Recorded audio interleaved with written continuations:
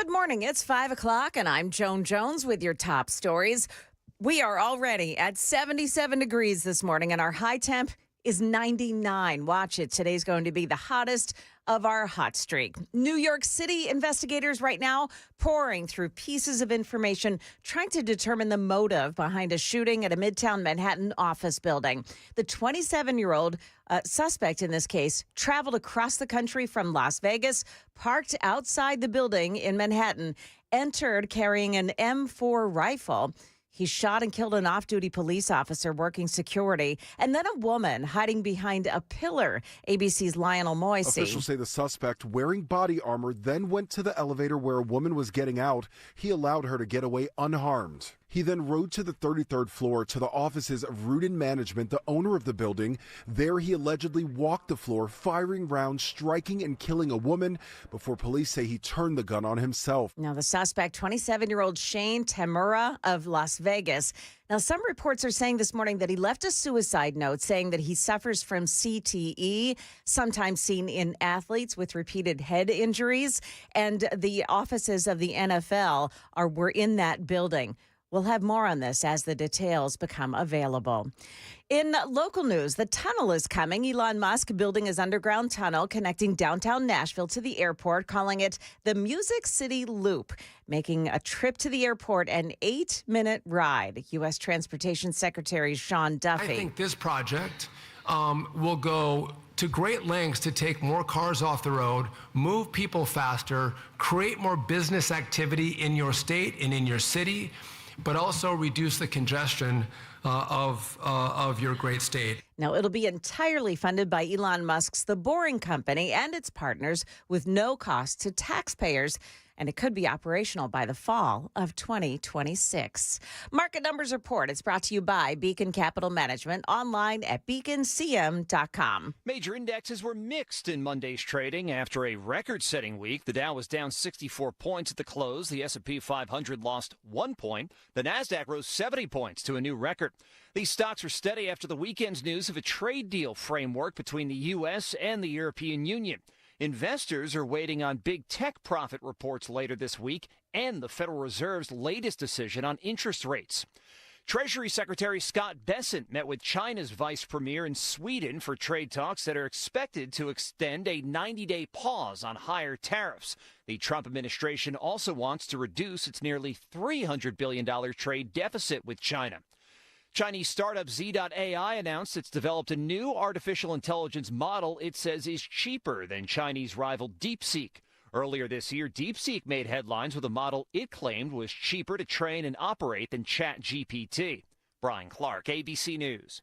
Well, all the indicators pointing up this morning. We've got the Dow futures plus 90, NASDAQ futures gaining 101, and the S&P futures are plus 17 points. That's the latest news. Traffic and weather just ahead. I'm Joan Jones, WTN News.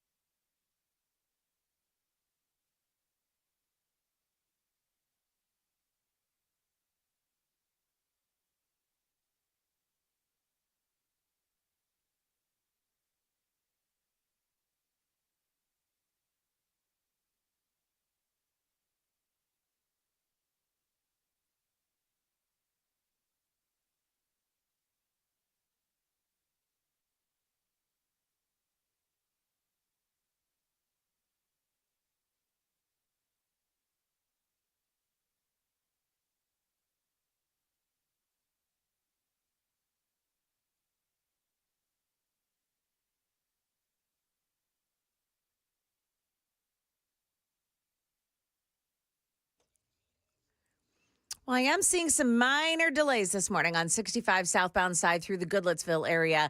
But otherwise on 65, on 24, and on 40, no big delays. Traffic every 10 minutes every morning on Super Talk 99.7 WTN.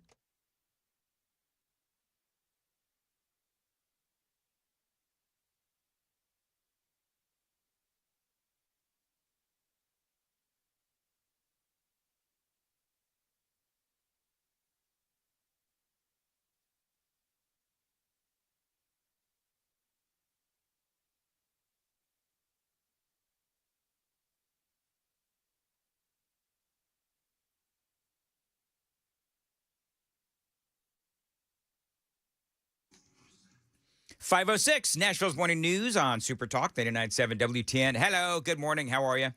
It is Tuesday, July 28th. You know, Joan, I shame spiraled a little bit yesterday after the radio broadcast. Oh, really?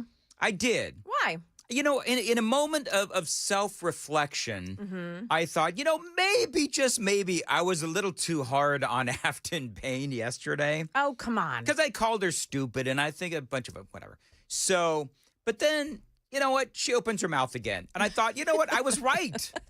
So why am I shame spiraling over calling somebody, really an adjective that certainly does fit? Justin Jones as well. The reaction to the big dig, the reaction to the tunnel, which I think this is going to be a great, great thing. The Music City Loop. Couple of things real quick. I will get into what Afton Payne and Justin Jones, who managed to get, congratulations, Justin, you're 2 for 2. He managed to conveniently get blocked. That's what he is using, the word blocked from the event yesterday. Yeah. So we'll get into all of that because I just think that they're being ridiculous and emotional. The Democrats are being ridiculous and emotional. But I think this is a great thing. I am very excited about this. We've been talking about this for quite some time now, and it is finally going to come to fruition. Do you know what I love about this, by the way? What I really love about the Music City Loop is that, when you see these kinds of projects, right, it's like, yeah, they'll be ready in, it'll be ready in like 2035. Yeah. You know what I mean? Here's the crazy thing. If this thing goes according to plan, now, somebody may want to fact check me on this, but if this goes according to plan, this thing will be open faster than it took In-N-Out to open their restaurants here. From announcement to when it actually comes to fruition. So I think this is great. It's going to be called the Music City Loop, Elon Musk's Boring Company. It is going to be done in 2 years. Fact check me on anything here, Joan. I'm bullet pointing. 10 miles in 2 years. Apparently, it's going to have various stops. It's going to, of course, go between downtown near the state capitol and the airport. No taxpayer funding at all. And that is obviously a very good thing. Metro City Councilor Courtney Johnston was on with Matt Murphy yesterday. She and a lot of other folks were excited. And if I could get some audio, please. This is Courtney Johnston. I think it's unbelievably exciting, actually. I mean, when you think about what it offers the city, which is we are having a transit issue, and certainly from the airport, but around everywhere. What I love the most about it is an amenity and service, assuming that it gets done, zero cost to the taxpayers. That's my favorite part. I mean, yeah, that's one of my favorite parts, too, is I'm excited. No cost to the taxpayers. They try to do this apparently in other cities like Chicago and Washington, D.C. The Democrats there, of course, wouldn't allow it. And so when you look at the difference between Democrat and Republican rule in states, you can really tell the difference between those states that embrace technology, embrace the future, embrace investment, and the ones that don't. The ones that don't, like Washington, D.C. and Chicago, they will continue to fester in crime and crap. As far as Nashville goes, Elon Musk and the Boring Company, they went, as we all know, they decided, you know what? Screw working with the city of Nashville. They're a bunch of idiots. Let's go through the state. Let's go through the governor's office. Let's go through, I'm assuming, the state legislature as well, and make this happen. And that is exactly what they did. They bypassed the thumb-sucking babies of Metro Nashville City Council and the Democrats, and they went through the adults in the state. That's what they did. So I think this is great. The timeline and the Democrat tantrums is also part of what Courtney Johnston spoke about. So they went to the state. The state wanted to play ball. The state sees the value in having this transit amenity.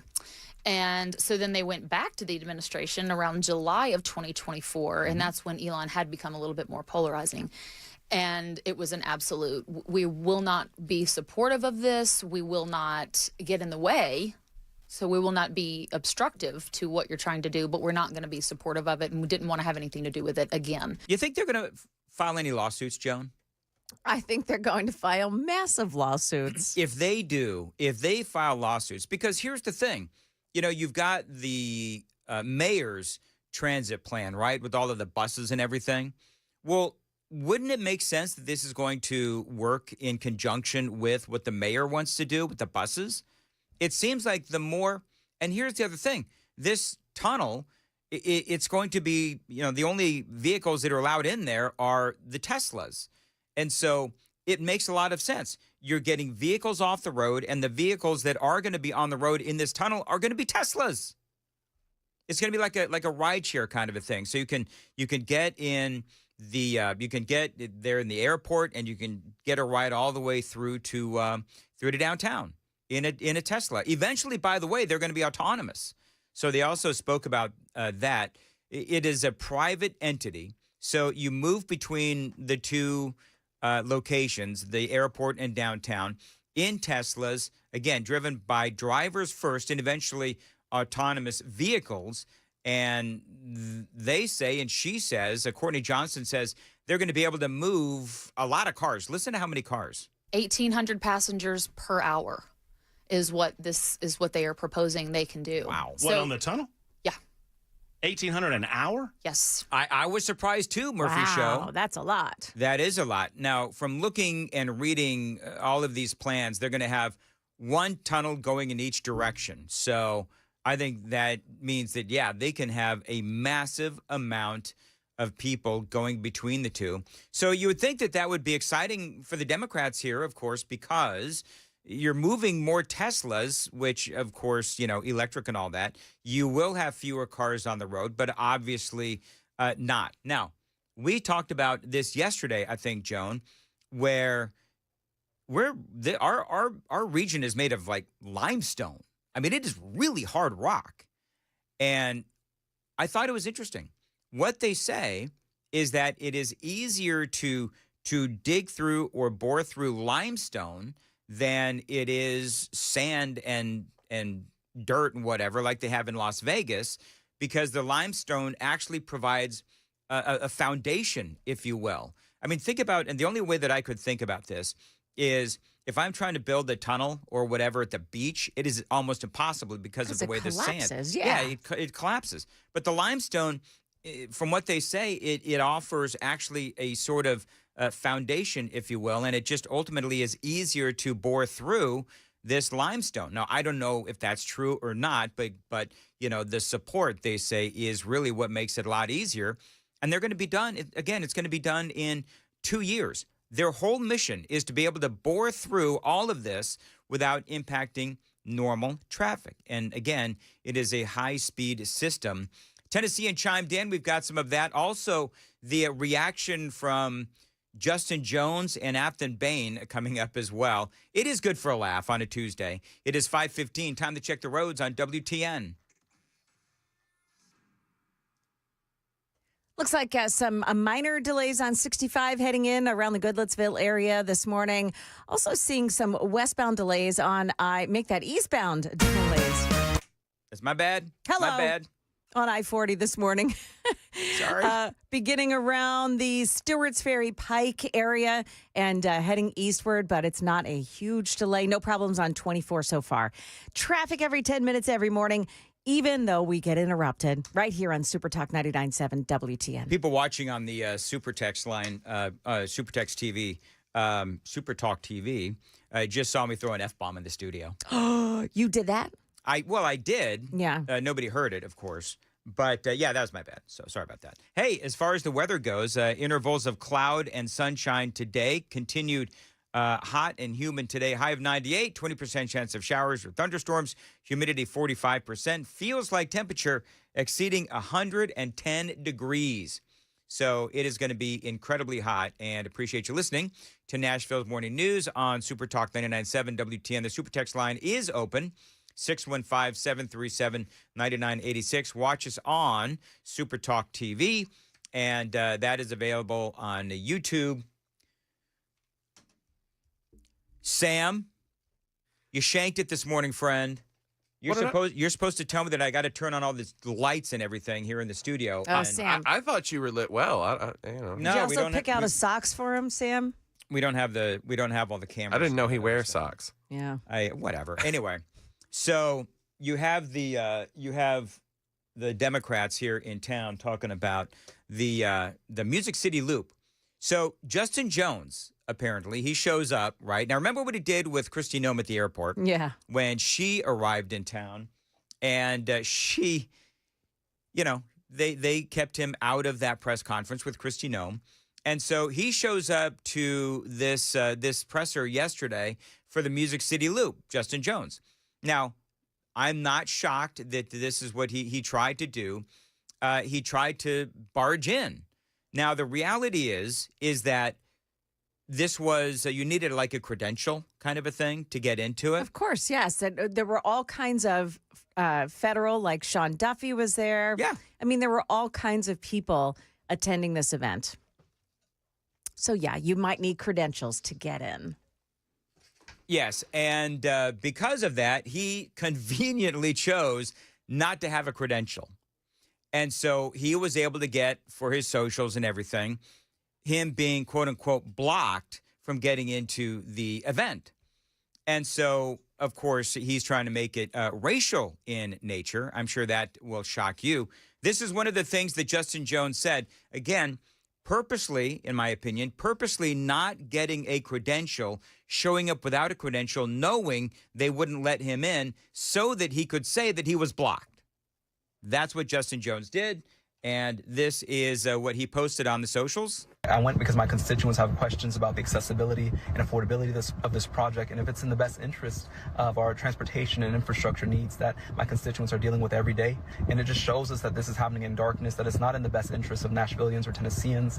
It's in the corporate interest and the interest of this man who's the wealthiest man in the world, who sees our community as a playground. Right. So, number one, has this been happening in the darkness? I don't think it's been happening in the darkness. I mean, they had a whole thing that was, it was actually, wasn't it streamed online? The event yesterday? The event yesterday was streamed online. Yeah. So, no, this has not been happening in darkness. It seems to me like the only one keeping himself in the dark is one Justin Jones. He also said this, by the way. This was, I guess, I don't see any audio on this, but this was reported by some of the TV stations. Justin Jones also said this. Despite being hosted by the state and other white Republican lawmakers being allowed in, he says, I was denied entry and told that I was not on a private list, he says, air quoting, for an event involving state authorities hosted in my district. Jones said, it is an egregious and troubling abuse of power and an erosion of public accountability. Rather than allow questions or concerns, Governor Bill Lee and the corporate lobbyists running our state government chose to have a private party and exclude those elected by the people to serve and uphold the public good. Justin Jones. So, of course, making it, again, making it racial. And also, again, this whole thing, if there's one word that I could use to describe the Democrats these days, it is performative. Because, and by the way, I'm sorry to report for Justin Jones. He once again, Joan, he could not convince the law enforcement there at the airport to throw him to the ground. Well, maybe if he took the time to go get credentials. And that's all he had to do. Yeah, since it is his district, I think that he probably would have gotten them. Oh, you think? Yeah. He absolutely would have. But it was pretty important to have the cameras there as he was turned away. Oh, of course. Yeah. Of course. By the way, they also on the news read this statement from Afton Bain. Other Nashville Democrats are echoing Jones's sentiment. Afton Bain, who's running for Tennessee's open congressional seat, sent us a statement calling the Music City Loop, quote, a vanity project for the wealthy. She added, quote, once again, the Lee administration is rolling out the red carpet for billionaires while working families are stuck in traffic. While working families are stuck in traffic, does she not know that the whole point of this is to alleviate traffic? That's what I mean. You would think. Listen, so I was shame spiraling yesterday because I was driving home thinking, maybe calling Afton Bain stupid is probably, not the best use of my time. But every day I'm like proven right. So, I mean, listen, I can shame spiral on myself all I want, but if I'm speaking the truth. So, Sam, what do you think about all this? Just if Afton Bain's listening or sees this later, I would say that, if you want to talk grifters, that's exactly what Justin Jones is doing with this whole publicity stunt. A second go around, I think he saw the video of the Texas representative get thrown to the ground on the way out and said, man, I missed my chance the first time at BNA. I need to try it again with the Music City Loop and conveniently leave my credentials or not attain them. I don't get it. I thought we were wanting an eco-friendly system to reduce emissions and this is going to alleviate traffic, but now all of a sudden, because Elon's behind it, we're against it. I think we could call it Padia'd because it's Alex Padilla. I like that. He wanted to be Padia'd, right? Anyway, so the Super Text line is open, 615-737-9986. Follow me on X at Dan Mandis Show and watch us, if you would, on YouTube.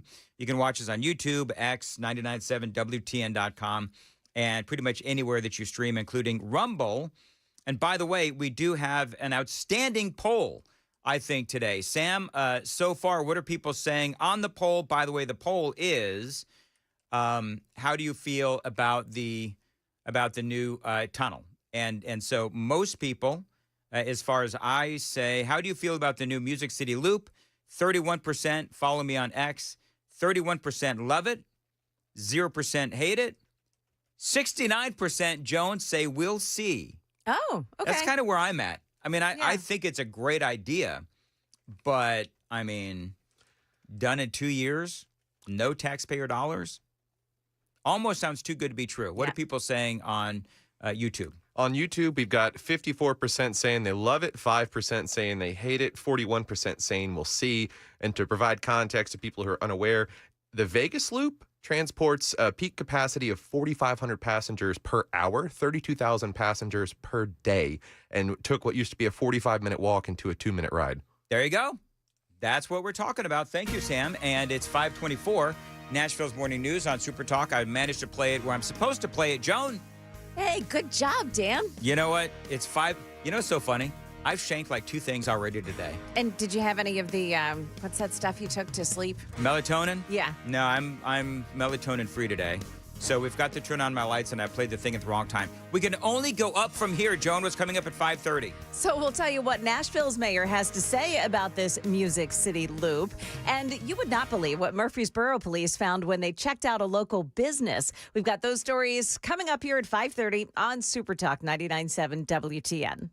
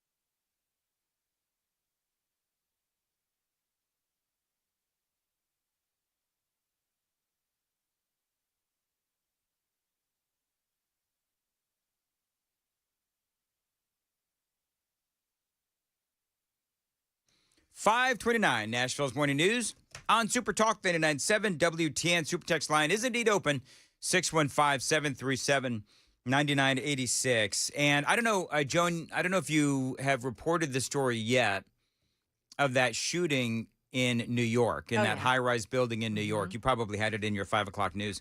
So now they're talking about what that motivation may have been. We'll talk about that and a whole lot more straight ahead. A very busy morning thus far here on Super Talk 99.7 WTN. Coming up a little bit later on in the program, 6:38, we are going to talk to one of our friends from the Heritage Foundation. I don't know if you saw this, but did you see that Donald Trump basically told Vladimir Putin to go pound sand yesterday? So we'll talk about that as well. Just a lot going on. 615-737-9986. And yeah, there you go.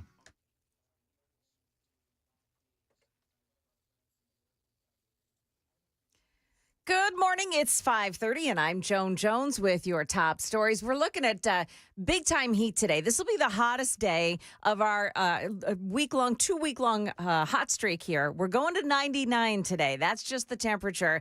But with the feels-like temperature is going to be closer to 105, 110. So, take some extra water with you today. Stefano's forecast is coming up right after the news. Construction on Elon Musk's Music City Loop could begin within a couple of weeks. State and federal leaders announcing that the loop, which connects downtown Nashville to the airport, will be fully paid for by Musk's Boring Company. That deal gets the blessing of Governor Bill Lee. They feel confident, and we do too, that this project will be a great one, and it'll move safely through underground and then move people safely through those tunnels. Now, Nashville Mayor Freddie O'Connell did not attend yesterday's splashy press conference, but in a statement, he did express concerns about the impact on Nashville. Now, State House Democrats called it a privatization of state infrastructure. State Representative Justin Jones showed up at the airport for the event. He was kicked out because he didn't have secure credentials to attend. He posted this video, though, afterward. I went because my constituents have questions about the accessibility and affordability of this project, and if it's in the best interest of our transportation and infrastructure needs that my constituents are dealing with every day. And it just shows us that this is happening in darkness, that it's not in the best interest of Nashvillians or Tennesseans.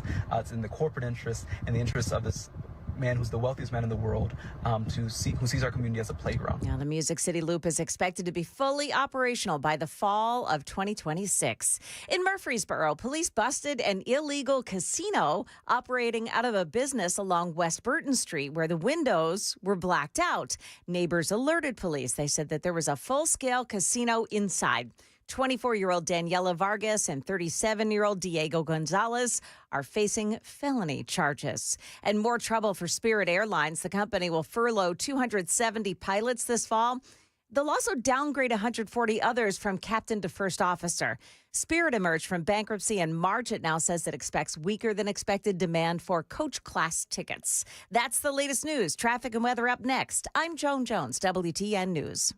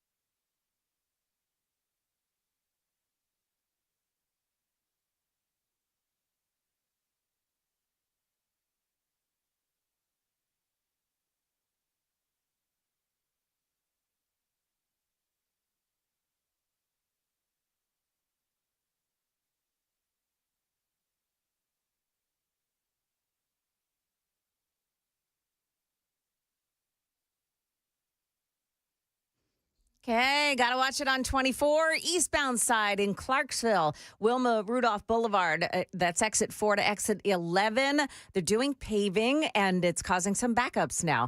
Got an injury crash in Madison. It's on Tennessee 45 east of Rio Vista Drive. Traffic every 10 minutes every morning on Super Talk 99.7 WTN.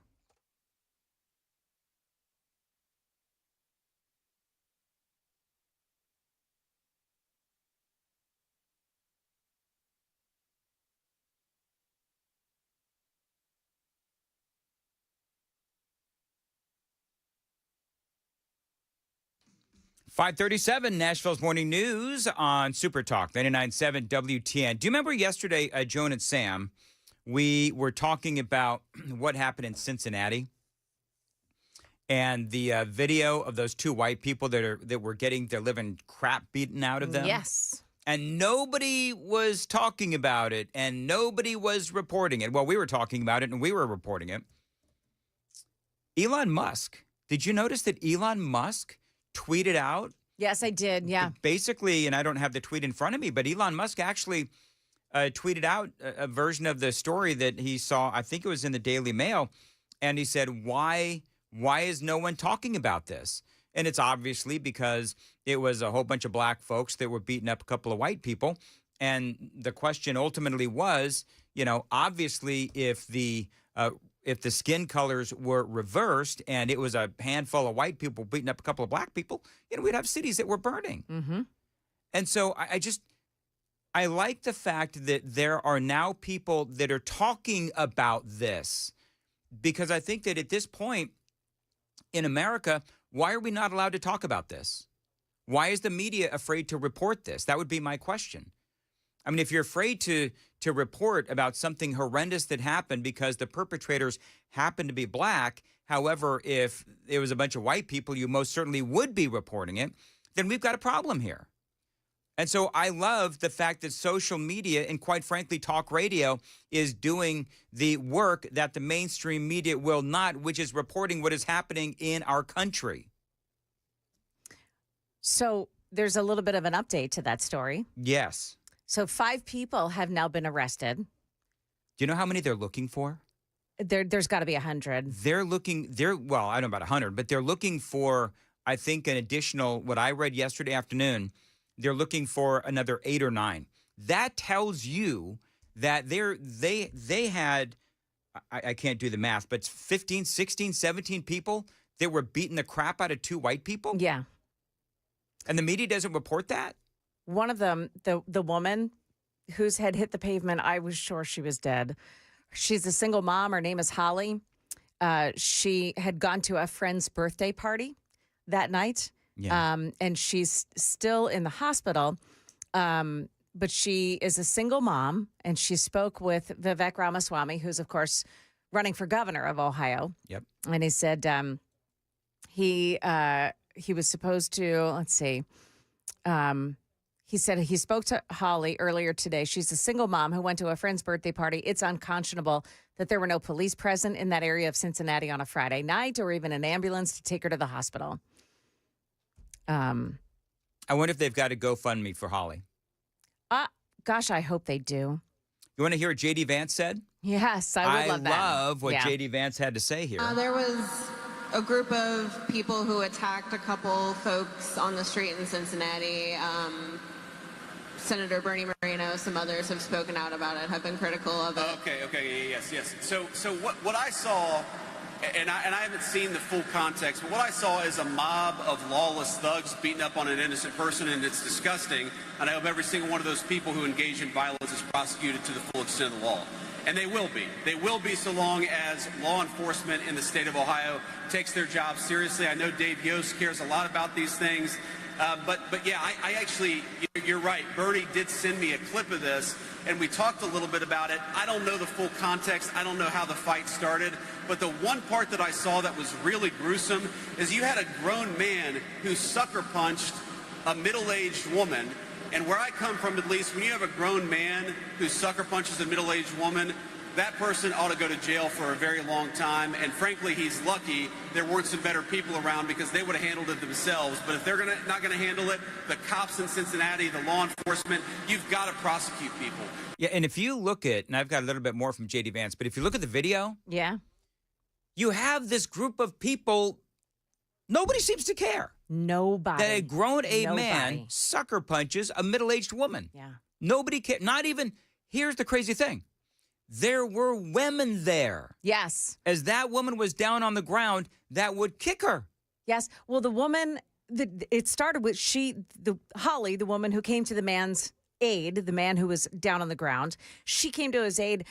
And as she's bent down there, a woman comes up behind her, pulls her hair back, yanks her back. Yeah. And that's when the man came in and sucker punched her in the face. Yeah. I mean, the lack of any Civility, empathy, is striking. It's unbelievable. I mean, and look, it's not the skin color of the perpetrators that makes this abhorrent. It is their behavior that makes it abhorrent. And I will also say, in the video, just so you know that we're not, bashing on a bunch of black folks, there are also some black people as the perpetrators sort of, scurried off a little bit. Yeah. A bunch of other black folks came in to help them. Yes. So yes. that is worth noting. And there was a Good Samaritan who rushed them to the hospital, according to Daily Mail.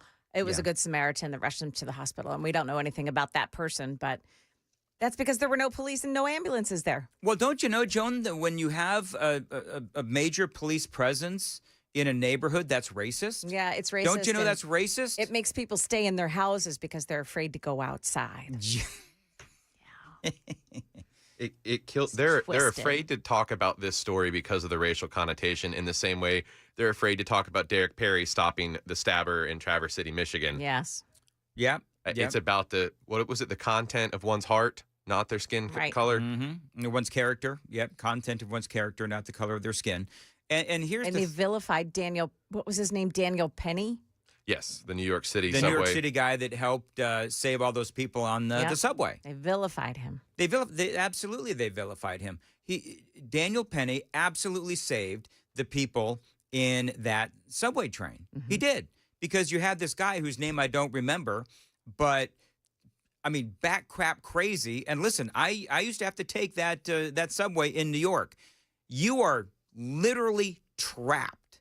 Yes. And so if you've got a crazy man that is in that subway car and he is threatening an entire group of people, and you don't know if he's got a knife or you don't know if he's got a gun, you don't know what this guy is capable of, in New York City, where you are always worried about terror attacks, then Daniel Penny, I mean, frankly, he did those people a favor. So, for me, I do love what J.D. Vance is saying. We've had way too much lawlessness on the streets of great American cities. How many of you all have wanted to go to downtown Akron or downtown Canton or downtown Columbus for a meal, but you're worried because the local authorities in these big cities have allowed lawlessness to run wild?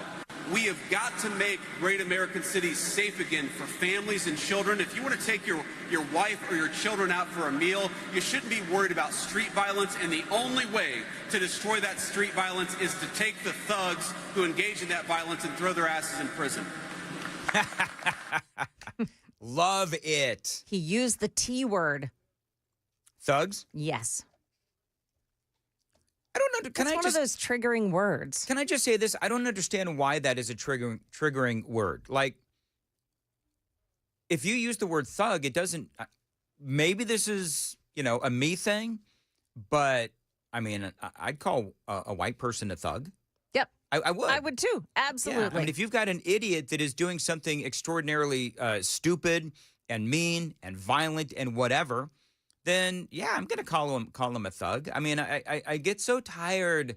I get so tired of offending the perpetually offended. Yes. You know what? Maybe if you don't want to be called a thug, maybe stop doing thug-like behavior, which is what we saw last night or whenever that was in Cincinnati a couple of nights ago. We covered it yesterday. But, if you don't want to be called a thug, maybe, behave. Maybe that's what you need to do. And what I love about social media and what I love about talk radio is that we are able to fill the void and the vacuum of what local news refuses or the networks refuse to cover. Do you know what I mean? So finally, you can shine a light on these things. And, listen, just because you are pointing out the skin color of the perpetrators, it's because I believe that it is a hate crime. I believe that it is a hate crime. And you darn right well know that if it was a bunch of white folks that was beating up, a couple of black people, which would be equally as abhorrent, then those people would also be charged with a hate crime. So if they can find all these people that did this to these two white folks, these victims, it's got to be a hate crime. And they've got to actually charge them with charges that are appropriate for the for the crime. I mean, I don't know about you, but to me, obviously assault. I could probably make the case for attempted murder, but there's probably stuff in Ohio law that I don't get, but whatever. But clearly, I mean, at least to me, those people do need to spend a lot of time in jail. Do you think that they will, Joan? Probably not. I don't think so. Probably not. And it does get so incredibly frustrating. So, hey, can we talk real quick about the shooting in New York? Yeah. So this guy, he drives all the way from Las Vegas to the streets of New York to just shoot up a particular building. In that building, what was the address of that building, Joan? Do you remember? I don't have it handy, but it's Midtown Manhattan. Okay. So in that building, you've got 345 Park Avenue. Park Avenue is hoity-toity. Yeah. And so you've got a whole bunch of different businesses in there. And one of the businesses is the offices of the National Football League. So apparently now what they're saying is that this guy drove all the way from Las Vegas, waltzed into this building on Park Avenue, the offices of the National Football League, and he shot up the building with I'm not going to say the kind of gun because people always say, that's not the kind of gun it was. Shane Tamura, 27, apparently he was found with a letter on his body indicating, according to the Daily Mail, indicating that he had grievances with the NFL and its handling of CTE, which is basically, traumatic stress on the brain, after the rampage at 345 Park Avenue. So, I mean, a lot of people will tell you, I've actually interviewed somebody on this. I can't remember who it was. But a lot of people will tell you that the NFL still, after all of this time, still is not handling the issues of CTE appropriately. Now, the NFL has tried, but you have a lot of concussions still in the NFL. And so the question is the NFL doing all that it can, regardless of all of that? This guy walked in and killed 4 people. He was indeed a football player. In the note, he railed against the NFL, pleaded for his brain to be studied. He says, Terry Long football gave me CTE and it caused me to drink a gallon of antifreeze. Tamura wrote, according to CNN, you can't go against the NFL. They will squash you. The shooter was referring to former Pittsburgh Steeler Terry Long, who committed suicide by drinking antifreeze in 2006 after suffering from CTE. He said, study my brain, please. I'm sorry. Tell Rick I'm sorry for everything, the note read. Do we know who Rick is? No, not that I can see. But you know what I don't understand is that, and I've said this 1,000 times, but if you want to take yourself out, then that is your decision. Yeah. Why kill a bunch of innocent people? Why kill a security guard who was gunned down and the guy has 2 kids and a third one on the way? What does that security guard have to do with the NFL or your CTE? Yeah. I would have to ask that question. So it's really sad. The other part of this story, which is crazy, is he shoots the security guard as he's walking in. He gets on the elevator, and he lets a woman get off the elevator and he gets on. He lets that woman get off the elevator, doesn't shoot her. Why have compassion on her? But you shoot the security guard. Now, I kind of understand in the plotting of things why he would shoot a security guard, because if the security guard could stop him, theoretically. There was also a woman in the lobby who was hiding behind a pillar, one of those big pillars in the lobby. Yeah. And he shot her. He killed her. Yeah. Now, and for all of the gun nuts who, want to say, oh, it's another shooting, mass shooting. The guy had mental illness, but he was given a concealed carry permit. Yeah. In the state of Nevada. Yeah. The anti-gun people, as you said, Joan, the anti-gun people will be all over this. So we'll continue to watch it, and there's a lot of issues here. How did he get the gun? That is one of them. Number two is, does the NFL have any response to this? CTE does continue to be a major issue within the NFL. This guy was an NFL player. The question that I have is, did he get up to the floor of the NFL? The NFL was on the fifth floor, and he went to the 33rd. Now, he did manage to shoot somebody that worked for the NFL. That person is currently hospitalized, and it doesn't sound good. Yeah. But I don't know where he shot him. Okay. So I don't know why the 33rd floor if the NFL was on the 5th. Right. Obviously, you can't get, you'd need a key card to get in there. Right. Well, it's a sad story, and we'll continue to cover that as well as we roll on. The Super Text line is open, 615-737-9986. Take the Daily Dan poll. Follow me on X at Dan Mandis Show. You can also take it on YouTube. That is where we have Talk TV. How do you feel about the Music City Loop? Do you love it? Do you hate it? Or maybe we'll see. I think the prevailing opinion so far, Joan, is we'll see. 638, Victoria Coates, foreign policy expert. She is going to join us. Yesterday, Donald Trump basically telling Vladimir Putin, you need to pound sand. I'm really looking forward to 8:35 when Stuart McWhorter, commissioner for the Department of Economic and Community Development, he is going to join us.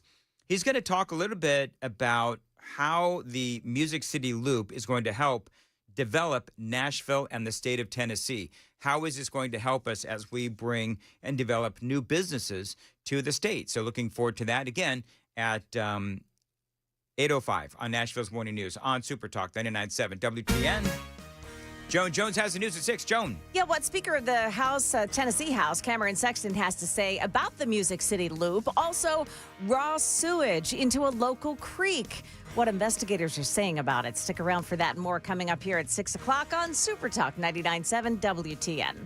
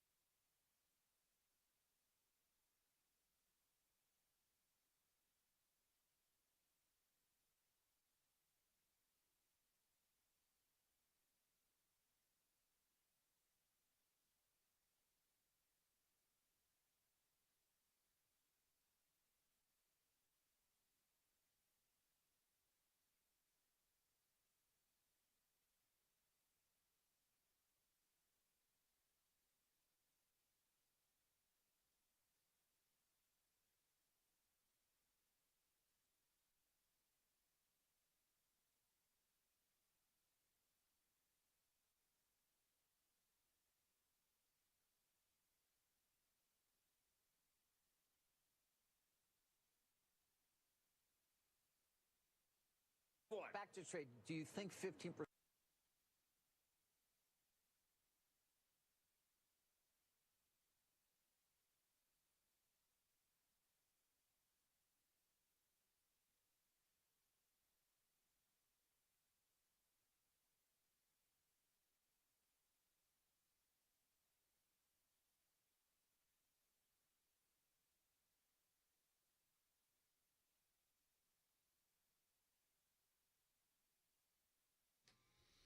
.558, Nashville's Morning News on Super Talk 99.7 WTN. Good morning to you. A lot of people commenting on our conversation regarding what happened in Cincinnati. We'll keep you updated on that story as it continues to develop. I absolutely love that J.D. Vance has been, basically calling it like he sees it. He is, I believe, he's from Ohio, right? He was born in Ohio. Yep. Okay, so... And he, of course, vice president and doing a great job. And I believe that he would make a great president. We'll have to see where that whole thing goes. Coming up, my audio up? Coming up, I cannot wait to play this audio from Harry Enton. But here is a teaser cut. Whoa. Woof. The Democratic Party is breaking records in the way you don't want to break records. Yeah, they're not doing well. Like every day, there is another example of how badly the Democrats are doing. And this polling that Harry Enton is going to go over. Whoa. Woof. The and oof. Democratic Party is breaking records in the way you don't want to break records. So I have that for you and a whole lot more straight ahead. It is Super Talk 99.7 WTN. Watch us on Talk TV. Reach out on the Super Text line, 615-737-9986. Victoria Coates going to join us at 6:38. Foreign policy expert Donald Trump tells Vladimir Putin to stick it. And also Stuart McWhorter, Commissioner for Development of Economic and Community Development for the state of Tennessee. He is coming up at 8:05 here on Super Talk 99.7.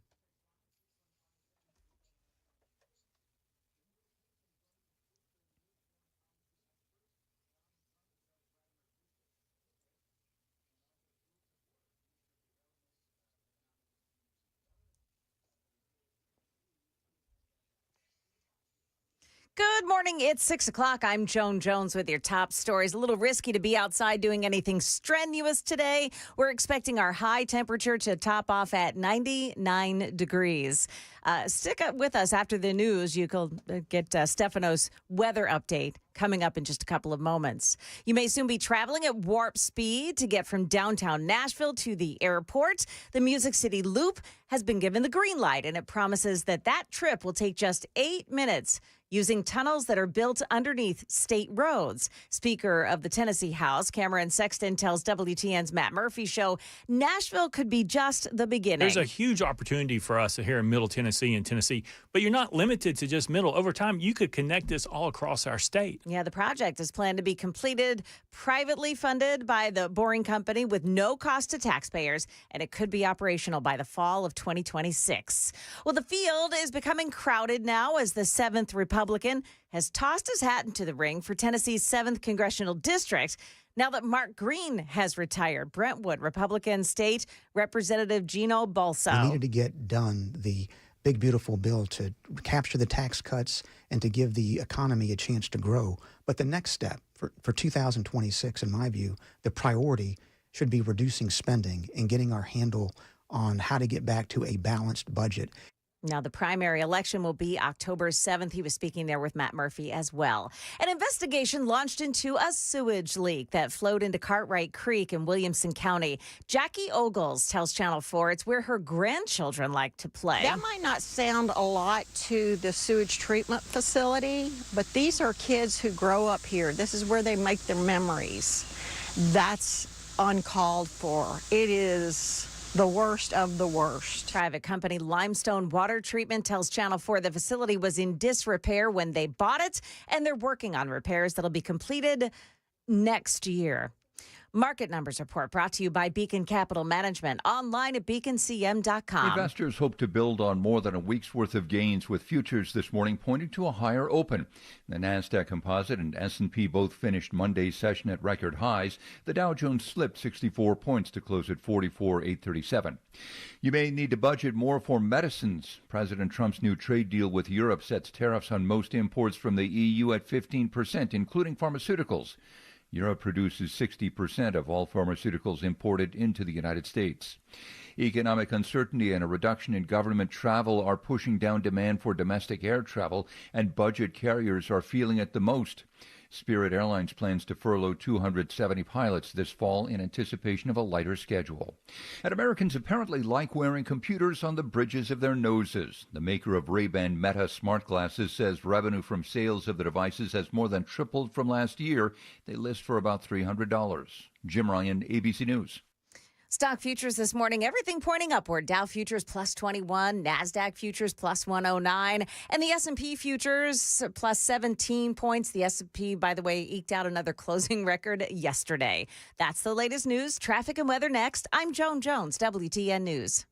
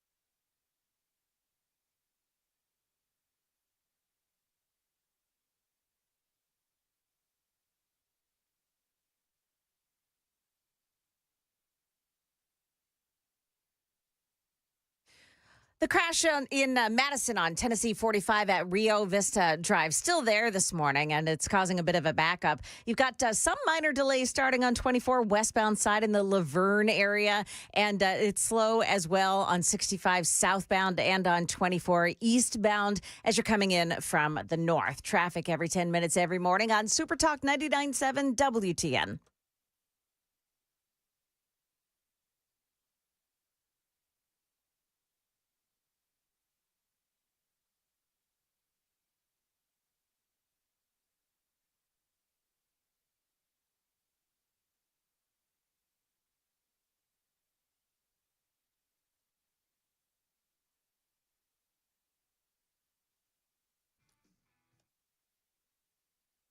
.606, Nashville's Morning News on Super Talk 99.7 WTN. Welcome on in to a Tuesday, July 29th. There is a lot going on. I love so much about this next segment. Now, one of the things that, and I know that we've all noticed this, is that the media, they continue to try to tell us that Donald Trump is doing horribly, right? Isn't that what they keep trying to tell us? That the American people are so angry and frustrated at the president of the United States. Well, as it turns out, it is simply not true. As a matter of fact, the more that Donald Trump does what he does as president of the United States, the better he seems to be doing. For example, I want to play you a couple of different pieces of audio. Number one, Bill Maher, need some audio. Bill Maher has now admitted that he was wrong about Donald Trump's tariffs. I want you to listen to this very carefully. I remember along with probably most people, was saying at the beginning, oh, by the 4th of July, somebody had to think how the economy was going to be tanked by then. And I was kind of like, well, that seems right to me, but that didn't happen. Right. Now, it could happen tomorrow. I'm just saying that's reality. So let's work first from the reality of that, not from I just hate Donald Trump. Because that's boring and doesn't get us anywhere and leads you to dishonesty. I love that last part, leads you to dishonesty. I mean, you talk about all the people that have lost their credibility. The knee-jerk anti-Trump reaction of the left does lead to dishonesty. I mean, good Lord. Earlier in the radio broadcast, we played audio from Justin Jones and Afton Bain and what they had to say about the Music City Loop, and how they're talking about how this is going to negatively impact the city of Nashville and the state of Tennessee, when in reality, I don't believe that it will. I don't believe that they're being intellectually honest. So think about it this way. How much credibility does the average personality on MSNBC or The View have? Now, they'll preach to the choir, but they do all of that anti-Trump stuff. So for Bill Maher to come out and say, you know what? I actually was wrong about the tariffs that Donald Trump is implementing. It turns out it's not killing the economy. Because the truth is, I don't know what his strategy is. But look, the stock market is at record highs. I know not everybody lives by the stock market, but I also drive around. I don't see a country in a depression at all. I see people out there just living their lives. And I would have thought, and I got to own it, that these tariffs were going to sink this economy by this time, and they didn't. So, how do we deal with that fact? Because that's the fact. Well, the fact is you talk about it. And if it negatively impacts the economy, we talk about that as well. See, that's the difference between your average, Democrat and your average conservative or Trump supporter, is that even though they will tell you, oh, Donald Trump supporters, it's a cult, it's a cult, it's a cult. It's actually, we're not a cult. And I think the last several weeks, certainly since Epstein, have proven that. And if there's ever a group of people that have said that they will hold Donald Trump accountable, it is MAGA. As opposed to the Democrats, they're just an anti-conservative cult. And that is really, really clear. But, the Democrats, as much as they seem to hate Donald Trump and conservatives, they seem to hate themselves more. Whoa. Woof. The Democratic Party is breaking records in the way you don't want to break records. Yeah, that is Harry Enton. Even liberal pollsters know the Democrat Party's approval rating is absolute trash. This is Harry Enton, where he's talking about the Democrats, their net favorability ratings. And for that party, man, it is just not good. I mean, my God, we mentioned CNN. We had that poll come out a little while ago on their net favorable rating. They were 26 points underwater. You think that's low enough? How about we go even lower? We'll go to this side of the screen. I'm going to walk over here. We go to the Wall Street Journal, minus 30 points underwater. Their lowest on record. These polls have records going all the way back since the early 1990s. And when it comes to the Democratic Party's net favorable rating in both the Wall Street Journal poll and the CNN poll, the Democratic Party is breaking records in the way you don't want to break records. Yeah. This was big headlines. Found Democrats' popularity is at its lowest point in 3 decades. According to the Wall Street Journal, 63% of voters holding an unfavorable view of the party, which, by the way, if it's at 63%, that means a lot of Democrats hate their own party. Not really shocking.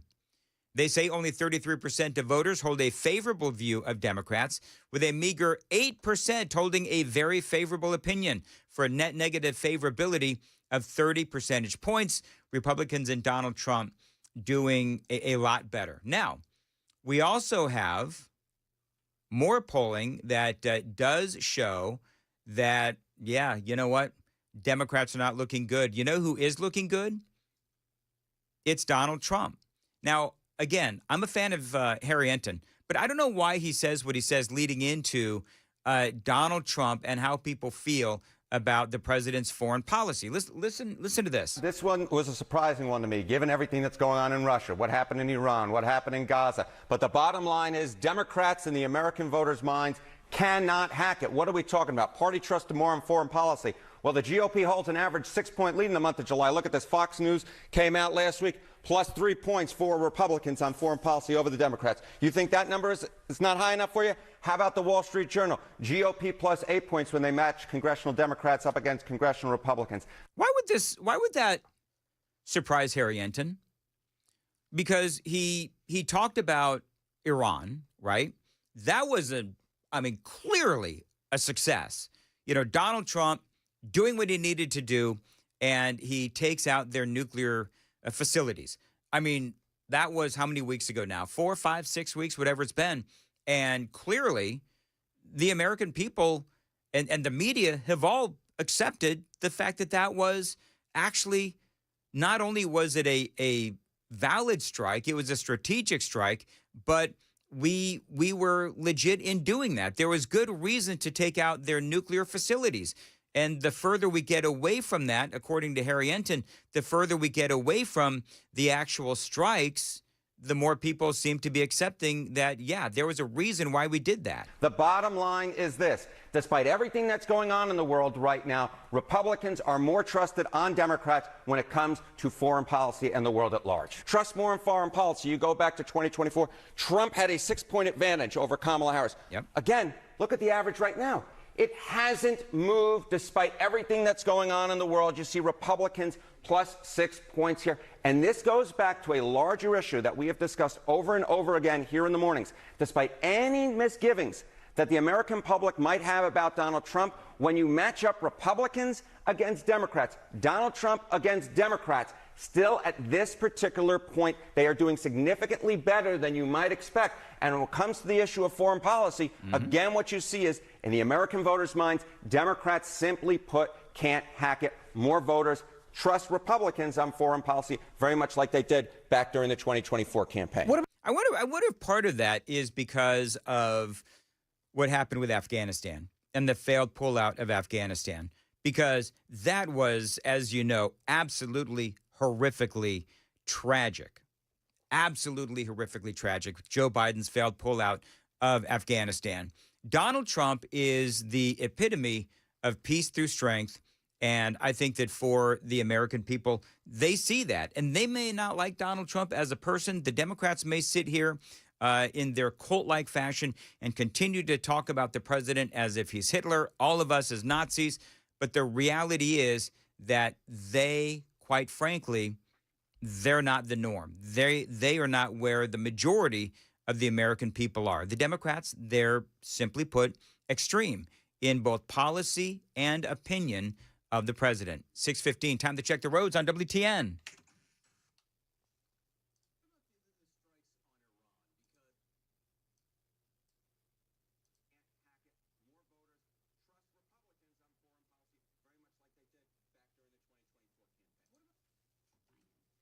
All right, as far as your weather goes, it looks like it's going to be really, really hot for your July 29th. Intervals of clouds and sunshine, we'll call that partly cloudy, and continued hot and humid, a high of 98. We do have a chance of showers or thunderstorms, and the feels like temperature, Joan, is this what you have? It's going to feel like 110. Yes, sir. That makes me feel icky. So, Icky. Yeah, that makes me feel icky. But by the way, Joan, that's the only thing that's making me feel icky today. I'm so happy for you, Dan. Overall, it's a very good news day. Donald Trump and this whole conversation with Harry Enton, they actually asked him, how about those strikes on Iran? And it turns out, if you look at the numbers, right after the strikes on Iran, more of the American people were against it. But the further we go, the more it seems like clearly what this has really done is brought us closer to peace in the Middle East. Listen. What about the strikes on Iran? Because while they were being contemplated, they were not universally popular. No, they were not universally popular. And in the immediate aftermath, they were not universally popular. Look at this. Net approval rating, U.S. airstrikes on Iran. In late June, the net approval rating, look at that. -8 points underwater. But as the American people learned more and more about it, look at this. A 10-point rise. Now it's in the positive. The American people like the move. Yep. So in late June, when we carried out that strike against Iran, -8. Now here in July, up 2. And so, as Harry Enton said, the president and the Republicans, clearly the party trusted on foreign policy. I do believe that that is huge. And I think that clearly, obviously, says the conservative, that is great news all around. The super text line is open, 615-737-9986. 615-737-9986. Hey, Joan, can we go back to something that we spoke about yesterday? Sure. So you know that whole thing with the Voters of Tomorrow event there in Washington, D.C.? Yeah.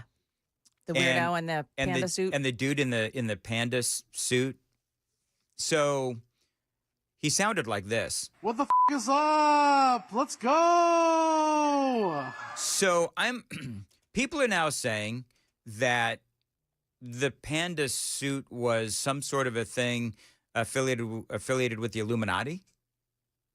The Illuminati? Yeah, the Illuminati. What about it?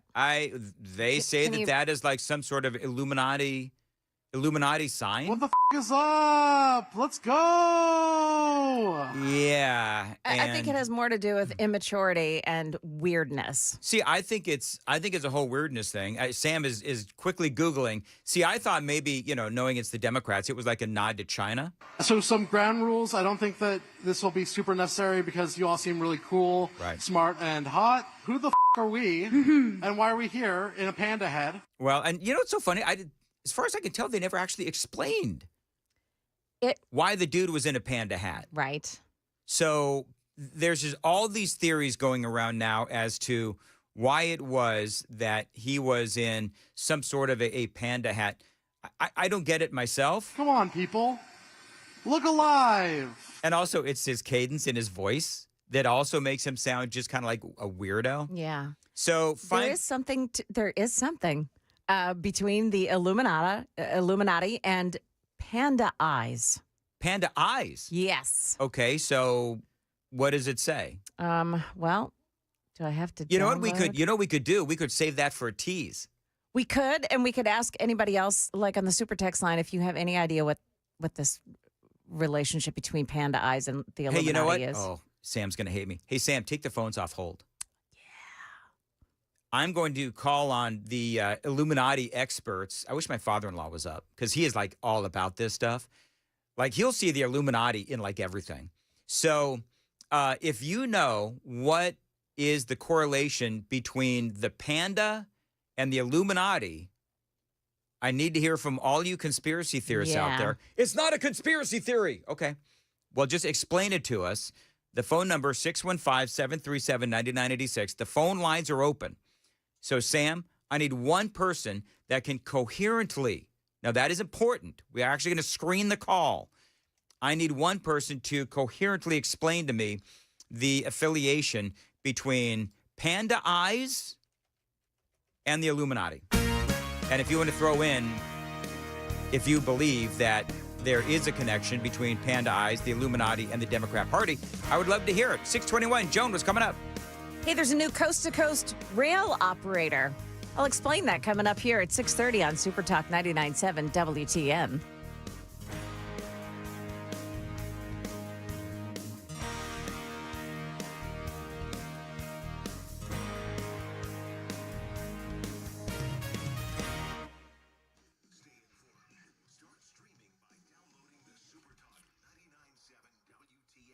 So, Joan, you think anybody's going to call in this whole Illuminati thing?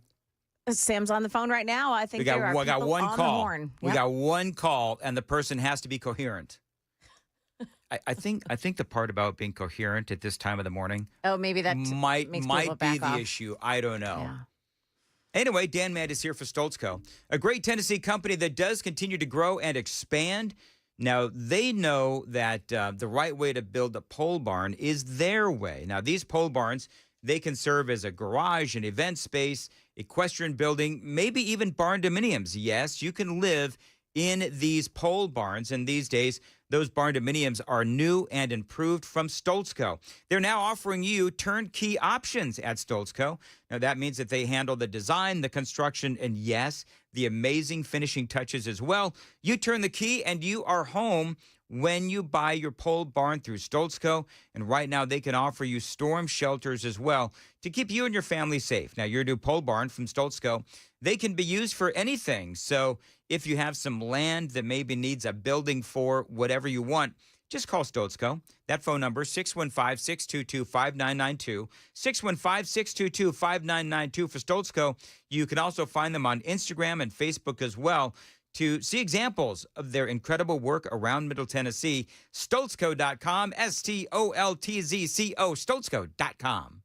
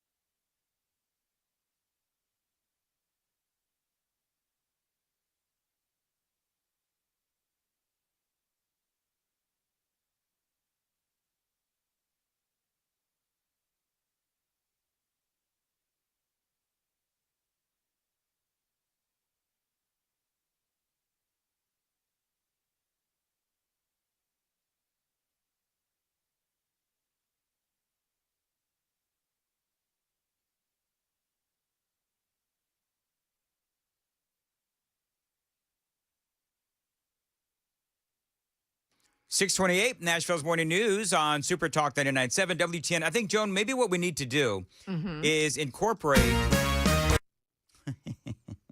Is that you again? Did you shank it again? Hey, Joan, I think maybe what we need to do is incorporate. What the is up? Let's go.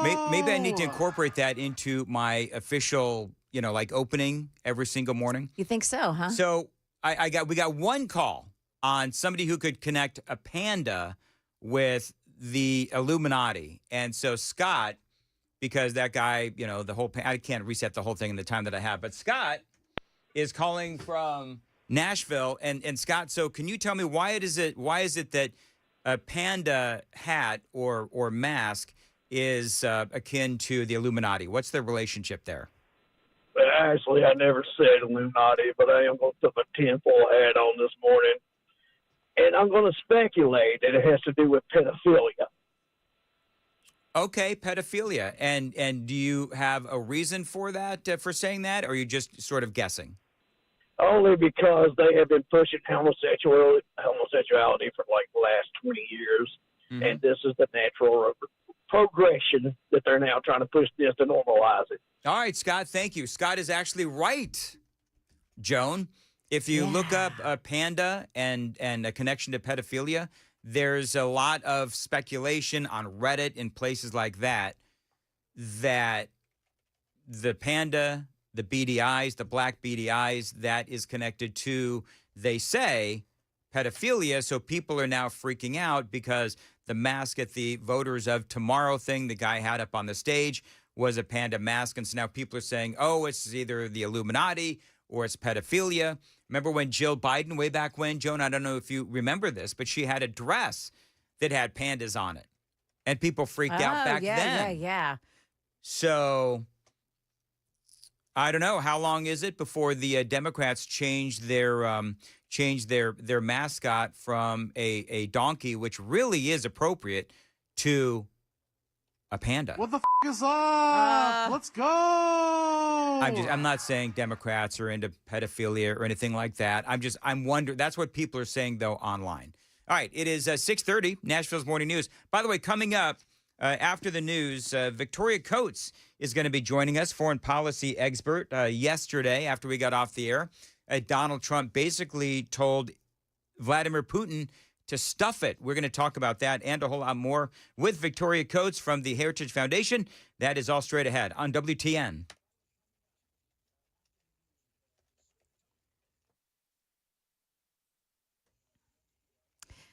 Good morning, 6:30 now, and I'm Joan Jones with your top stories. Police in Las Vegas are right now searching the home of 27-year-old Shane Tamura. He's the guy who killed several people at a Midtown Manhattan office building housing the NFL offices yesterday. ABC's Lionel Moisey this morning. They're telling the NYPD that Tamura had mental health issues but did have a license for his guns. An investigation into a possible motive is underway as authorities question why the office building, which also houses the NFL headquarters and multiple financial firms, was targeted. Tamura was found dead from what's believed to be a self-inflicted gunshot wound. A dispute between a U.S. senator and the Trump administration over access to an immigration detention facility.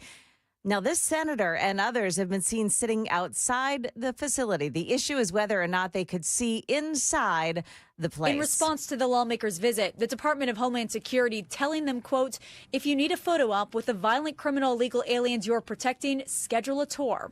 Van Hollen accusing the DHS and Secretary Kristi Noem of lying, writing, quote, we did request a visit, but we didn't need to. Adding, when I read the law to an ICE official, she said they're no longer allowing any tours, regardless of notice. That's ABC's Nicole D'Antonio referring there to Senator Chris Van Hollen. Well, we're just learning that rail operator Union Pacific has struck a deal, an $85 billion merger deal with Norfolk Southern Railroad. It creates one company that hauls shipments coast to coast for the first time in this country's history. It joins railroad tracks that span from the Jersey Shore to the ports in California. That is the latest news, traffic, and weather next. I'm Joan Jones, WTN News. Thank you, Joan. 6:32, Nashville's Morning News. Dan Mandis here. I want to tell you about my friends at Zintex. Now, if you've got a bathtub that needs a lot of work, well, they've been in business since 2001. They are here for you.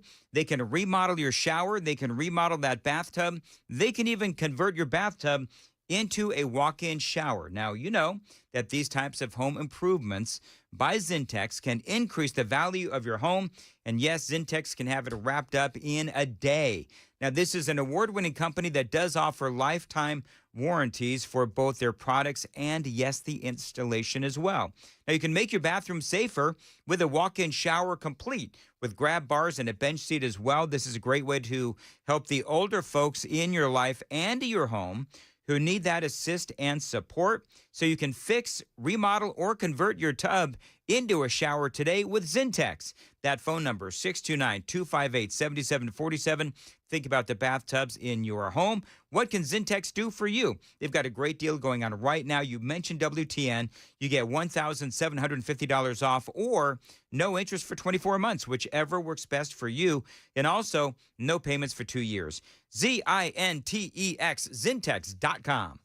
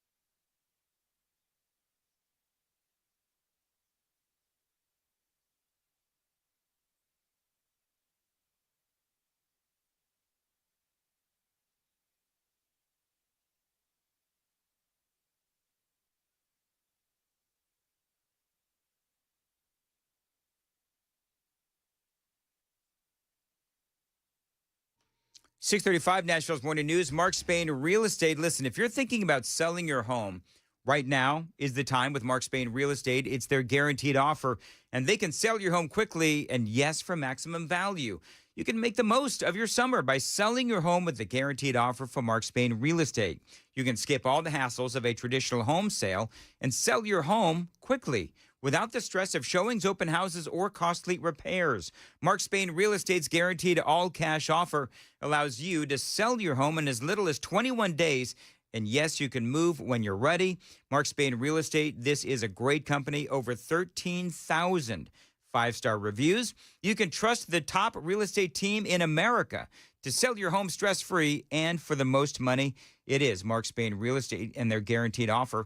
Call them. Tell them Dan told you to reach out. 855-299-SOLD. 855-299-SOLD. Find them online anytime. It is markspain.com to get a guaranteed offer on your home today. That's markspain.com and start packing.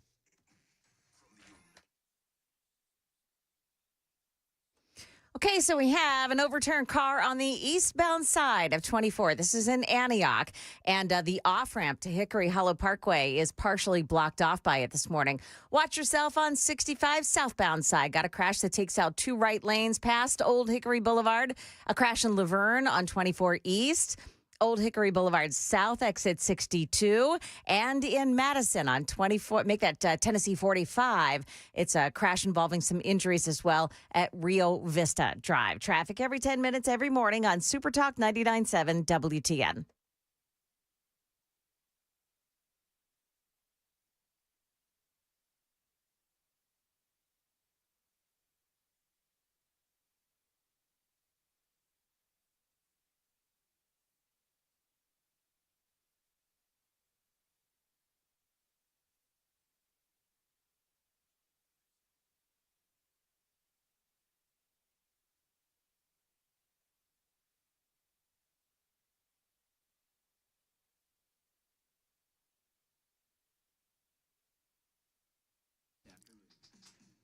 .638, Nashville's Morning News on Super Talk 99.7 WTN. Welcome on in. It is your Tuesday, July 29th of 2025. I want to play a piece of audio for you. Donald Trump, are we Hold on. We're trying to do a couple of different things here.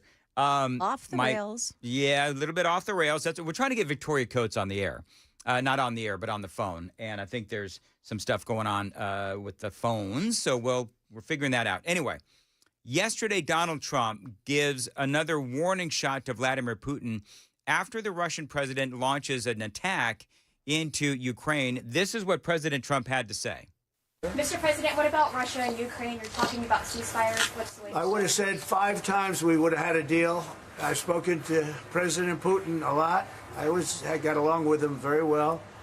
But 5 times, and every time 4 times maybe. But we've had discussions. You and I have had discussions. Yeah. We thought we had that settled numerous times.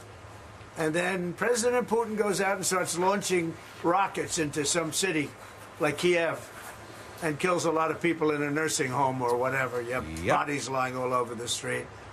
And I say that's not the way to do it. So we'll see what happens with that. I'm very disappointed. I'm disappointed in President Putin. Very disappointed in him. So we're going to have to look, and I'm going to reduce that 50 days that I gave him to a lesser number because I think I already know the answer what's going to happen. Yeah, it is interesting. Donald Trump there saying that, because remember a few weeks ago, Trump said that Putin has 50 days to get into some good faith negotiations with Ukraine and get into some sort of a peace agreement. And it's clear to Donald Trump that Vladimir Putin has absolutely no interest in doing that. And so now what he is doing is he is going to lower that to about 10 or 12 days. Victoria Coates is now joining us on Super Talk 99.7 WTN with the Heritage Foundation foreign policy expert. Victoria, not really surprising that our not ever patient president has decided that it's time to lower that time from 50 days down to maybe the next 10 or 12 to get into some sort of an agreement with Ukraine. Vladimir Putin, there's no real good faith negotiations going on, is there? No, I mean, I think President Trump logically thought he was coming back into the same kind of relationship with Russia that he had fostered during his first term when we did talk to the Russians. When there weren't additional wars, nobody ever thought Putin was a good faith actor, but the situation was manageable, and it had so deteriorated over the course of the Biden administration that the kind of relationship that we had just wasn't possible anymore. So I think he gave it every possible chance. As he said, he's had 4 or 5 phone calls, invitations to negotiations, meetings between Secretary Rubio and his counterpart, Sergei Lavrov, and it's just come to nothing. So the president said, I've given it 6 months and I've done my best, and it's not working. So, diplomacy is still on the table. That's still an option for Putin, but the president's going to try other means. It looks like he's going to focus on economic tools to try to get a resolution to this war. Let me ask you, Victoria, and I know you and I spoke about this several weeks ago. So let's say President Trump says, I'm going to be perfectly honest, I'm surprised he's still giving Putin 10 to 12 days. Because it seems to me like when President Trump is done, he's like, done, look what he did with Iran. And so is there really any sanctions at this point? And just to refresh folks' minds, President Trump says he will not only go after Russia, but he will also go after, some of these second country nations that do business with Russia, namely India and China.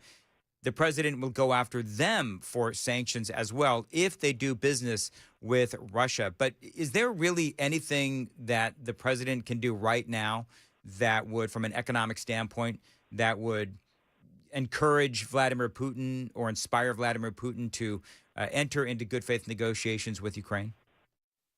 Right. I mean, it's precisely these secondary sanctions, and the president has used them before. He used them against Iran in the first term, and it was hard work for those of us who were implementing them.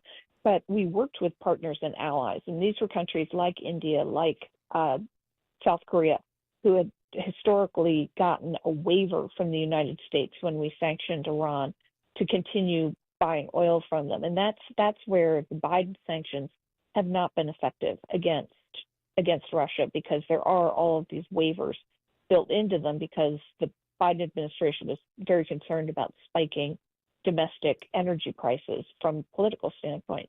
The president, with all the announcements he's made recently about unleashing American energy, is less concerned about that risk. And we just had a 12-day war against Iran, which everyone has said for generations, you can't attack Iran because energy prices are going to spike. Well, none of us has seen energy prices spike over the course of the last 2 months. So that turned out not to be true. So I think the president is not constrained by that kind of concern, and so is willing to say to a partner and ally like India, hey, we are going to export more to you. You don't need Russian energy. And he's going to say to a competitor like China, hey, we just inked one of the biggest deals in history with the EU. The EU and the US are the world's two biggest economies. And so, China, what are you going to do to compete with us if we are sanctioning you for your purchases of Russian energy? So I think he's in a pretty strong position to lay down the law here. And then you'll have a country like China go to Russia and say, hey, we can't take this, wrap up the war. One of the things, and I'm going to have to jump the traffic real quick, but I'm going to ask you your thoughts on, just in the last week, the president has reached deals with the EU, as you just mentioned, also with Japan. And they're really upset in the European Union because they believe that this is very much of a one-sided deal. So I'm going to ask you about that. The other thing that the president did, it was announced yesterday, or over the weekend, I guess, that he had basically solved the conflict between Cambodia and Thailand. I'm going to be honest with you, I didn't even know they were fighting. So I'm going to ask you about that as well. It's all straight ahead. It is 6:45. Time to check the roads on WTN.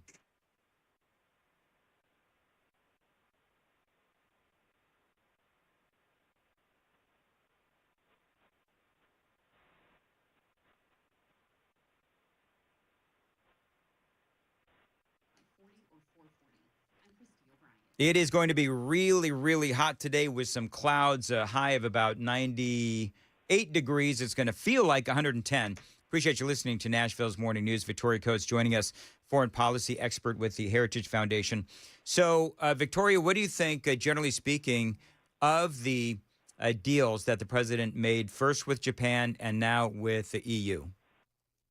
Oh, I think they're both fantastic deals. And I actually think for both parties, the playing field has not been level historically, really since World War II, between the United States and Europe or the United States and Japan. And a lot of that had to do with rebuilding after the war. But I think we can consider both Europe and Japan rebuilt.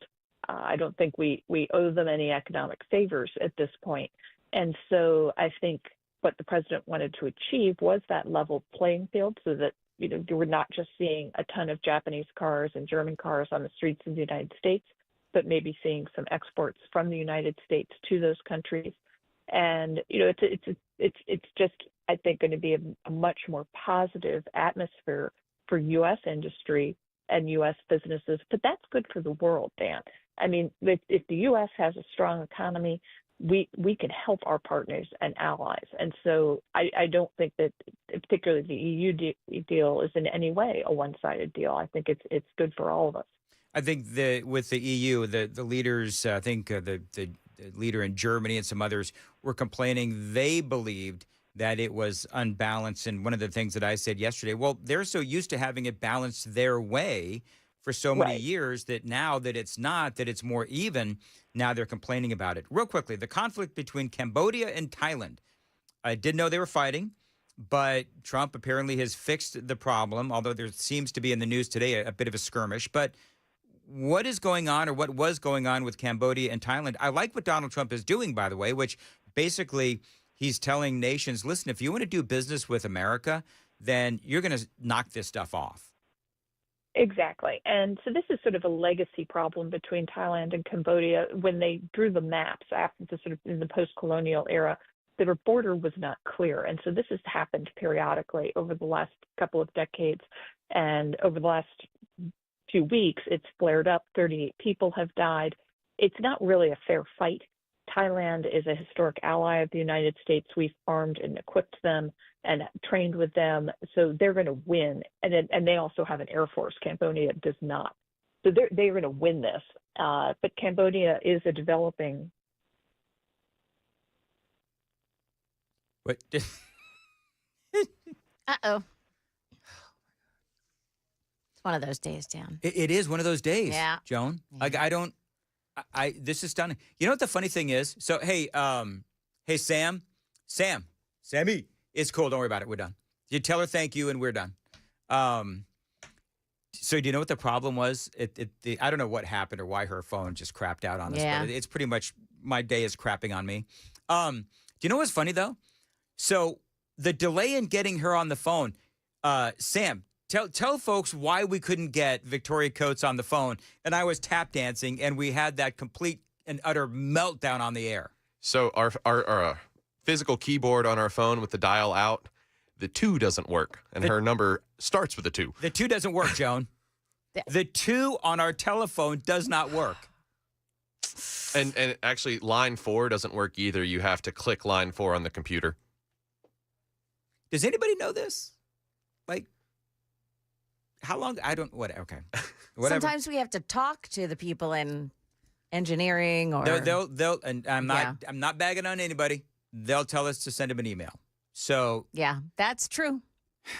So can we let's Sam go ahead and tell the engineering and the IT folks that the 2 and the 4 on our telephone does not work. Maybe they weren't in the budget, Joan. We could only afford the 1, the 3, and the 5, 6, 7, 8, and 9. And so they looked at all the phone numbers and they thought, did they the bean counters? Do they really need a 2 and a 4 on the? Maybe not. They're going to tell us we can just scroll through the computer and hopefully that number's in the log. Otherwise, we can't dial it out. That is ultimately what happened. We had to go back and realize, Sam, we talked to her like 5 weeks ago. Find it in the log. And that's what poor Sam had to do, Joan. Did you yell at him like that? No, I would never yell at Sam. Have I yelled at you yet? It's only been like a week and a couple of days. Have I yelled at you yet? No, I don't yell. Hang on. You used the word yet. Oh, yeah. Well, I got to keep him on his toes. He speaks with a fervence. With a what? A fervence. A fervence. Spell it, Sam. F-E-R-V. E-R-E-N-C-E. Yeah. There you go. Teamwork. Hey, Sam, you're welcome. That could have been awkward because you would have shanked it. I could feel a shank coming. And you know who definitely knows what it feels like when a shank is coming, Joan? That would be me. Yeah. It is 6:50. Thank you for agreeing. Joan Jones has the news at 7. Joan. Yeah, we have more on the suspect who shot up a Midtown Manhattan office building yesterday. Also, new jobs available today related to the Boring Company and the tunnel. We've got that for you, too, coming up here at 7 o'clock on Super Talk 99.7 WTN.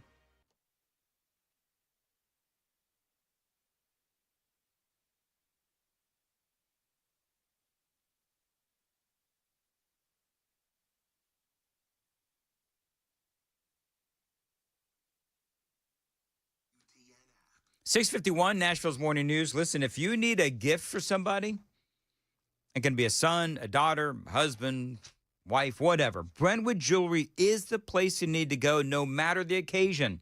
It can be a graduation. It can be birthdays. It can be anniversary, whatever. Brentwood Jewelry, I've been there many times now. You walk in, and not only do they have American flags like everywhere, and I love that. Odds are they may have WTN playing as well. Thank you. But they've got just such a vast array of necklaces and bracelets and rings and earrings for the women. You've got, of course, watches for women and men. You've got cufflinks and money clips. Anything that a man or a woman can wear jewelry related, they've got at Brentwood Jewelry. The other thing is that they have all of these at great prices. No matter your budget, they've got something for you. So check them out today, Brentwood Jewelry. Tell them Dan Mandis told you to reach out. Love these folks. They have been helping people out in Middle Tennessee for over 50 years. A great family-run company, 7012 Church Street East, located in the heart of Brentwood, just off Franklin Road. Exceptional style, exceptional deals every day for over 50 years. That website, BrentwoodJewelry.com.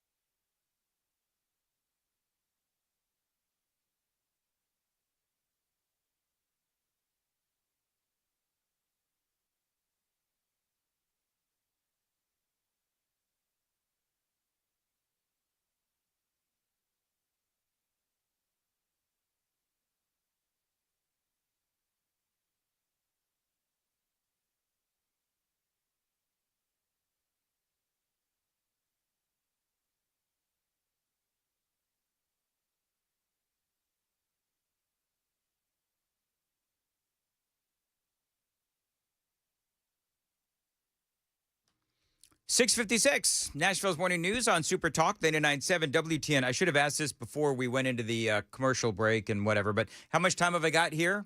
Sam, do we know? 4 minutes. Okay, very good. It's a lifetime. See, now they've cut my minutes out of the budget too. I'm totally kidding. I'm just waiting to get in trouble from that last segment, joking about how we don't have the money in the budget for the 2 and the 4 on the telephone that are not I would working. just like to remind everyone in the big office that I did not participate in that conversation. Oh, whatever. You are such a suck up. You and Andy Ogles, the two of you. She's got to maintain that now that her Twitter handle has WTN on it. Oh, did we? So how many Twitter, real quickly, and then I'm going to do a couple of things, but how is your Twitter following now? Because, she had to change. Right now I have 90 followers. I'm on my way back to 750 or whatever it was that I had. So Joan had to change her, if you missed the show yesterday, in the 8 o'clock hour, Joan had to change her Twitter handle because of whatever happened. And so now she is Joan Jones WTN. And all one word, at Joan Jones WTN. Yep. There you go. So please follow Joan. While I was sitting here this morning, just a little while ago, I also got a notification that somebody had logged in on my Voodoo account. Voodoo is now Fandango at home or something. Okay. So I had to go in and change that password. I'm being killed by whatever. Somebody's got my passwords. So I switched over to using, and my son's been after me to do this for forever, to switch over to LastPass. Okay. And real secure stuff. So I have to keep finding things that these hackers are getting into and changing my passwords. So how many different passwords do you have? Do you have unique passwords for each and everything? Yes, and all of them are 15 individual characters. Oh my goodness! That you don't spell a word, and so you have to have a vault with all of your passwords in it, and so it's very secure, and I love it. I'm just mad that I keep getting hacked, and it's none of them that LastPass has generated a password for it. Have I been hacked in? It's just my using my kids' names and birthdays. How about your bank account and all that? Because I actually read that there are people with phones with banking apps that they are getting hacked, and stuff like that is happening too, where people are hacking into people's bank accounts through their phone. Yeah, I mean it's crazy. It is. So, Sam, how many different passwords do you have? 3. I've got a total of 5 different passwords. But they're all kind of close together. Do you know what I mean? Mm-hmm. Like they'll variations of each other. Variations of each other. That's right.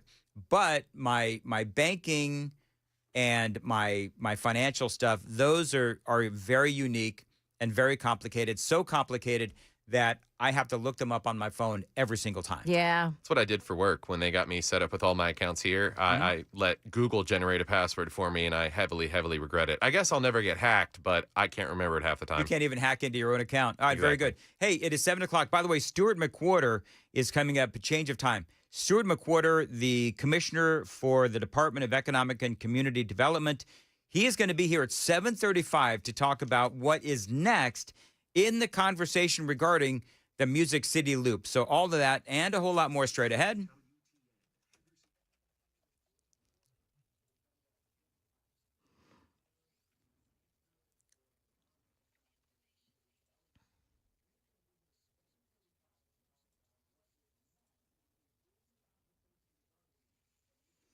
Good morning. It is now 7 o'clock, and I'm Joan Jones with your top stories. Get ready for it, folks. We're at 78 now.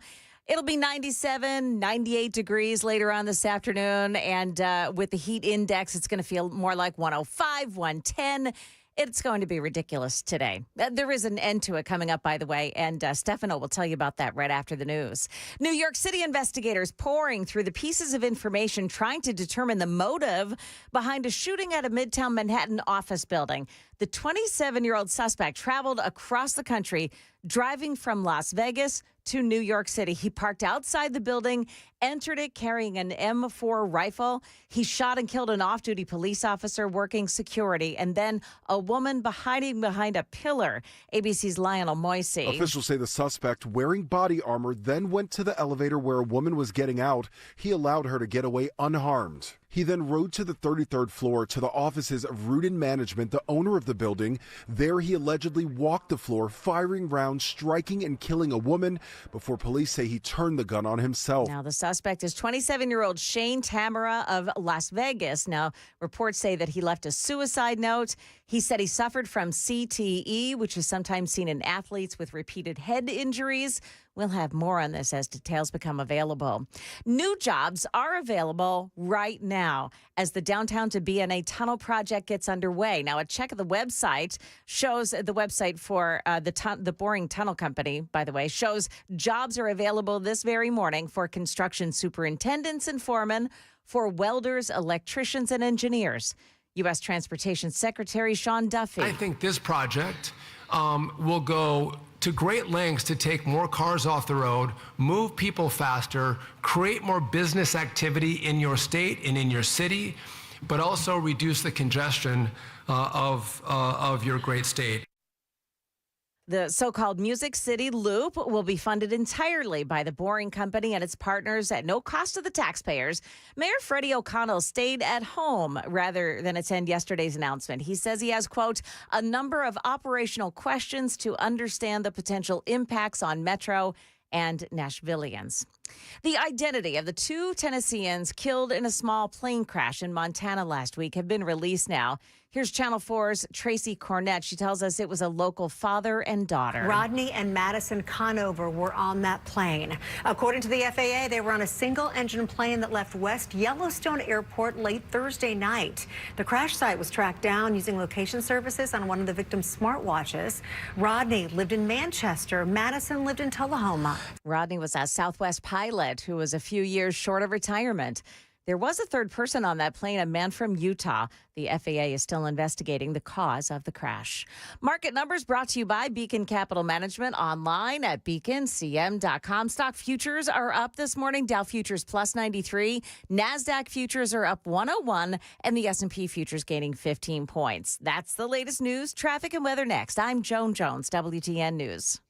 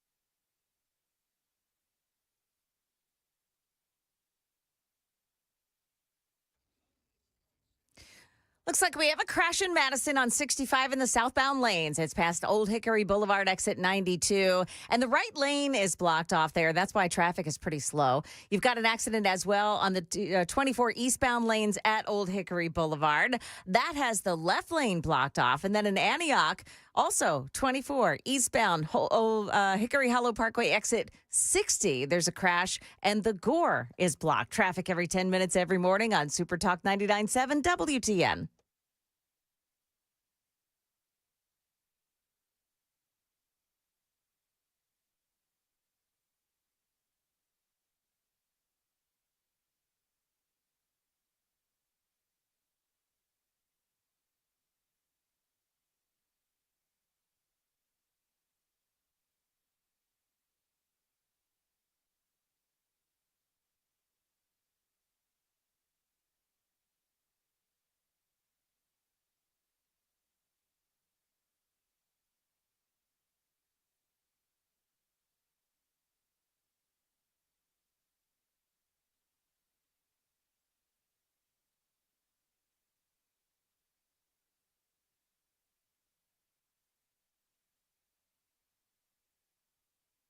.707 Nashville's Morning News on Super Talk 99.7 WTN. Are you excited for the Music City Loop?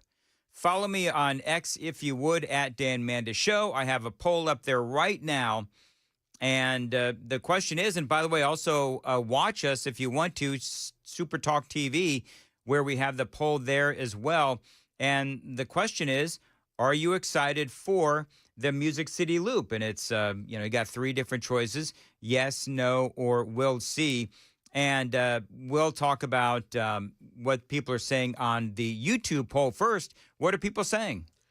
So we've got 43% saying love it, 8% saying hate it, but still the majority, 49%, we will see. All right, you follow me on Twitter at Dan Mandis Show. You've got 44% say love it, 2% say they hate it, and 54% say we'll see. And I get why people are saying we'll see. It's because we really don't know what is going to happen. I think right now I'm going to tell you that I'm excited for it, but I'm also a we'll see kind of guy. So we all know what's going on. Music City Loop, Elon Musk's Boring Company, and it'll connect downtown Nashville and our airport. One person saying on the super text line, until somebody can tell me why this is great for locals, I'm a no. He's not excited about it. So I will ask Stuart McWhorter that question when he joins us here in studio at 7:35. Stuart is commissioner for the Department of Economic and Community Development for the state of Tennessee. I mean, I can answer myself, but I want to get Stuart's opinion on that. What is in it for the locals? Well, I mean, one thing that I would say is if you are a local and you want to get to downtown, well, then probably do a park and ride kind of a thing, right? So, but we'll talk to Stuart McWhorter coming up at 7:35, because I believe that one of the things that this is going to do, the Music City Loop, is it's really going to be one of those things that we can add to our state's resume, if you will. It's one of those things that will help us to stand apart from a lot of these other cities across the country. Now, a couple of things real quick. It's going to be done in 2 years. That is incredible.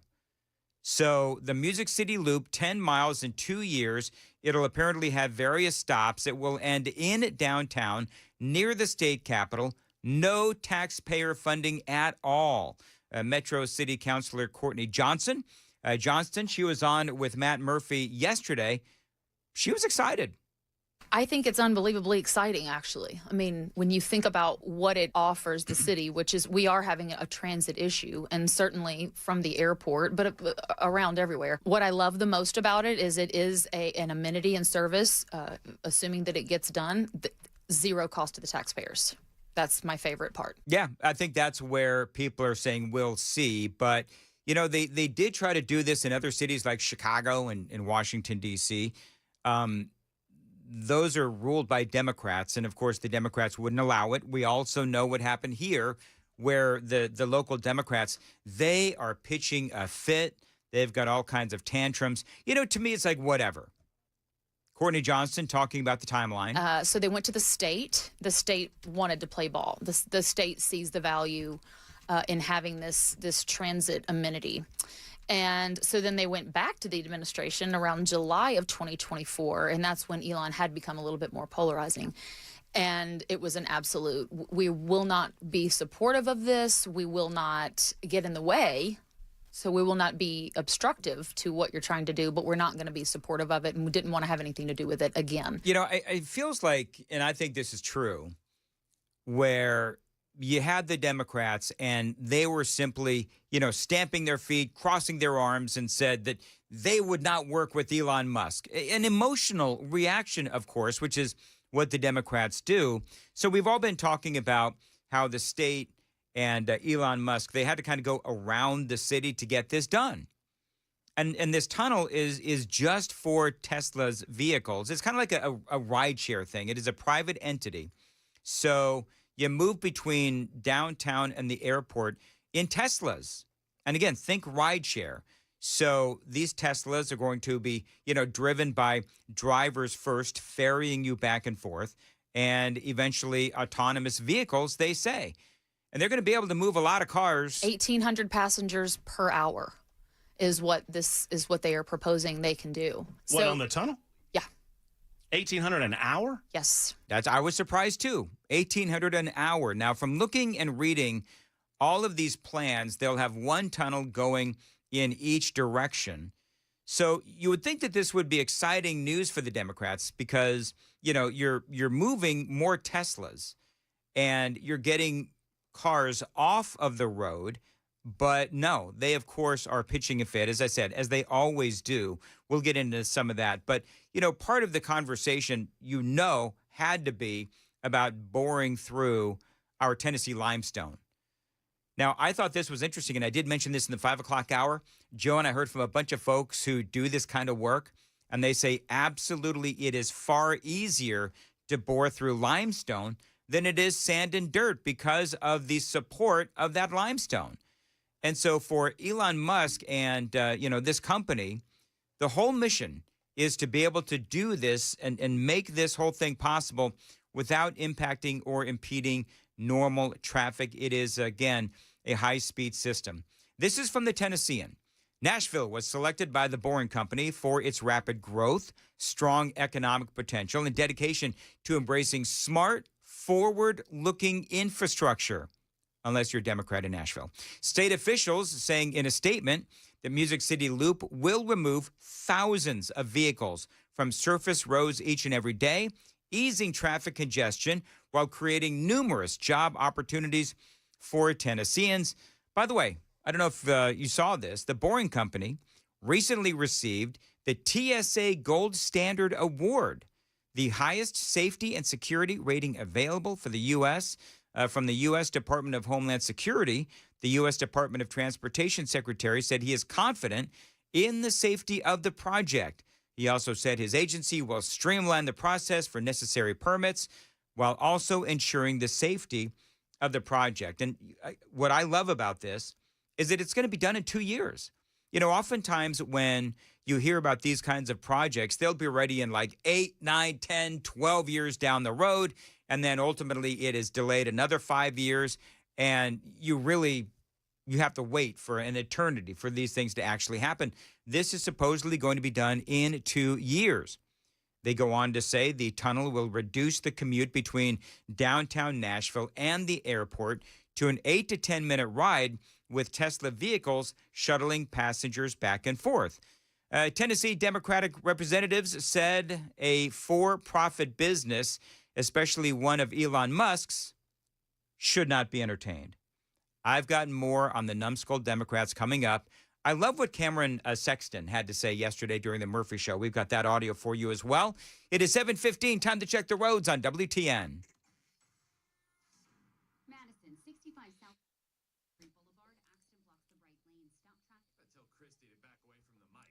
24 eastbound at Old Hickory Boulevard South. Accident in the left. Delays from... I'm Christy O'Brien. As far as your weather goes, it's going to be really hot today, a high of 98. It's going to be, feels like 110. Some clouds and a chance of storms as well. Appreciate you listening to Nashville's Morning News.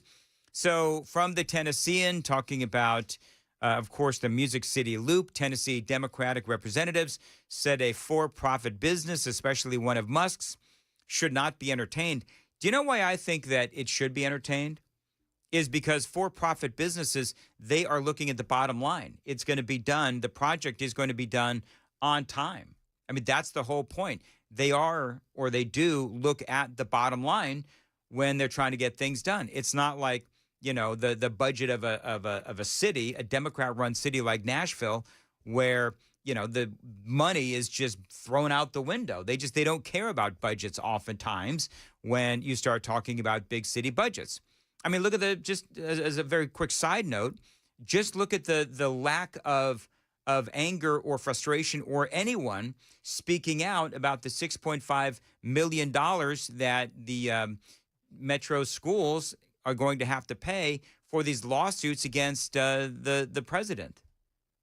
Nobody seems to have any kind of an issue with that. Yet here they are complaining about, working with Elon Musk. It doesn't make any sense. Tennessee State Senator Heidi Campbell, Democrat out of Nashville, who serves on the Transportation and Safety Committee, said she supports public transit improvements, but not from Elon Musk. Remember what I said earlier, is that this is all emotional? If Nashville really wants to lead, we should be investing in public transport that serves everyone. Can I ask a question? So are they saying that this tunnel, the Music City Loop, is not going to serve everyone? So are they saying that, I don't know what she's trying to say. Are they trying to say that minorities are not allowed to use this thing? Or people that are of lower income are not allowed to use this tunnel that goes between Nashville and the airport? What does that mean? I would ask State Senator Heidi Campbell. That doesn't make any sense. Again, these are all just emotional reactions. I mean, get all these people. Heidi Campbell, if Nashville really wants to lead, we should be investing in public transport that serves everyone, not building vanity projects for billionaires that sidestep regulation and extract value from our communities without putting anything meaningful back. So they are, as a matter of fact, making the investment in this. Again, no taxpayer dollars. This was the response, of course, from Courtney Johnston. This is going to be a time where Metro could be helpful with allowing drilling or boring under our right-of-ways. Mm-hmm. We've got water sewer things that need to be probably addressed because our water sewer is obviously underground. I don't think it's 30 to 40 feet, but maybe, I don't know. Fire, right? Security. I mean, there's all things that it would make it a lot easier if we were collaborative, and we're just not there because of politically immature nonsense. Politically immature nonsense. Love that from Courtney Johnston. And just to drive that point home, how about what Speaker Cameron Sexton had to say about all of the Democrats and their reaction? We've had some great governors, Governor Haslam, Governor Lee, over the years that have set the state on the right direction. Nashville's had some great mayors in Purcell and Dean and Bredesen who put politics aside and said, this is what's best for Nashville. That's how we got the Titans. That's how we got other things. Because they didn't ask those people, are you Republican or you Democrat? They asked, we want you here. You're wanting to come here. Let's see if we can make it work. And that's what you do as an elected official. You try to make the community better than what it was when you came into office. The most disappointing part about Metro government in my last several years is it seems like they're more worried about the politics in their left flank than doing what's best for the citizens of Tennessee and Middle Tennessee. So that is Cameron Sexton, House Speaker Cameron Sexton here for the state of Tennessee. Justin Jones, we had some fun with this earlier. Justin Jones, in my opinion, specifically did not get a press credential or any kind of credential to be entered into the big announcement event yesterday.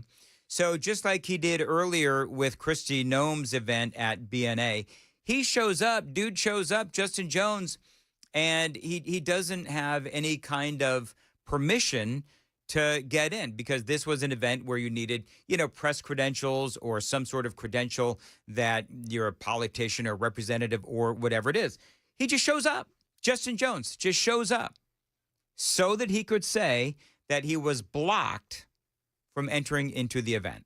I went because my constituents have questions about the accessibility and affordability of this project, and if it's in the best interest of our transportation and infrastructure needs that my constituents are dealing with every day. And it just shows us that this is happening in darkness, that it's not in the best interest of Nashvillians or Tennesseans. It's in the corporate interest and the interest of this man who's the wealthiest man in the world, who sees our community as a playground. So, of course, you have on all the local websites, of course, you have Justin Jones, and he is speaking to the security at the event. They're asking him for, whatever credentials he needed to be able to get in, and he didn't have any. And it is my opinion that Justin Jones did that intentionally so that they would report that he was banned or blocked from this event, so that, of course, he could play the victim, because that is what Justin Jones does. He also plays, of course, the race card. He also said this, it is being reported.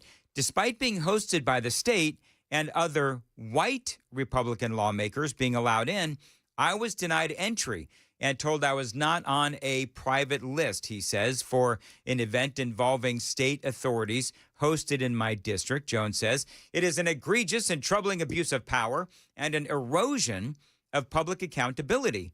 Rather than allow questions or concerns, Governor Bill Lee and the corporate lobbyists running our state government chose to have a private party and exclude those elected by the people to serve and uphold the public good.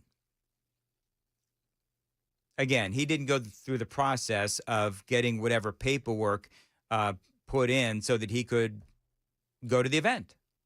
I mean, isn't that obvious? I mean, usually, and I've done, many years ago, but I've done my fair share of political public events where, you've got to go, you've got to get your credentials, and they let you in because, quite frankly, they don't want a bunch of malcontents in there. Now, Justin Jones happens to be a malcontent, but he is also a lawmaker that, frankly, should have been allowed in had he gone and gotten the proper credentials.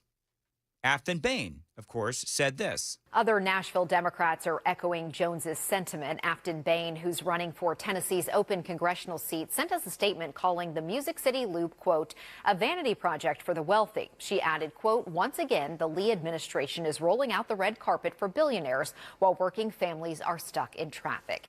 So, again, that doesn't make any sense, because the whole point of this, if we are stuck in traffic, Afton Bain, then Elon Musk and the state are working to alleviate those problems.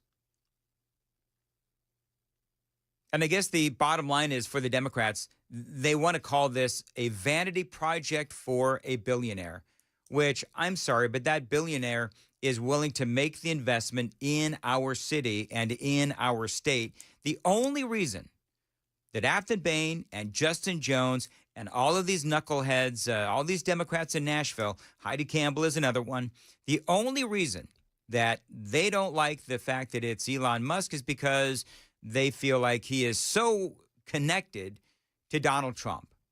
And they don't like that. Again, it's the non-rational, illogical screaming of a bunch of immature politicians. That's what it is. It is obvious, and I hope the people of Middle Tennessee and I hope the people of Tennessee see what is going on with these Democrats. The immaturity level of people like Heidi Campbell and Justin Jones and Afton Bain, it is absolutely off the charts, and I would say that it is actually an embarrassment. 7:24 on WTN. Joan Jones has the news at 7:30, Joan. Yeah, coming up here this morning, Dan. Oh, man, if I could only find my copy. What does the Nashville mayor... Well, Joan. Yes, well, Joan. What does the Nashville mayor have to say about the Music City Loop? We've got more on that for you. And also, you would not believe what Murfreesboro police found when they checked out a local business with blacked out windows. All of that and more coming up here at 7:30 on Super Talk 99.7 WTN.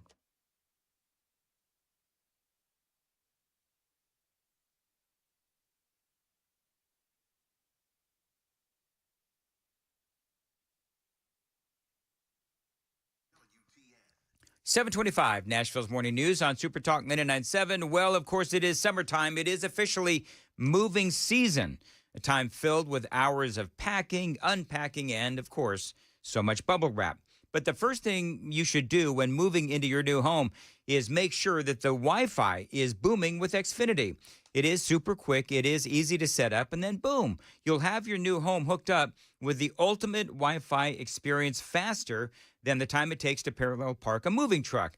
Then you'll be back online with the most reliable Wi-Fi with the best in-class equipment from Xfinity. So you can just kick back, relax, and stream. your favorite movies and TV shows while someone else deals with all those boxes. Because with Xfinity, the only thing you'll have to worry about is remembering where you pack the remote. So make the right and easy move with Xfinity. Learn more at xfinity.com/move. That is xfinity.com/move. Restrictions apply, not available in all areas. Most reliable Wi-Fi claim based on Open Signal Awards USA. Fixed Broadband Experience Report, August 2024.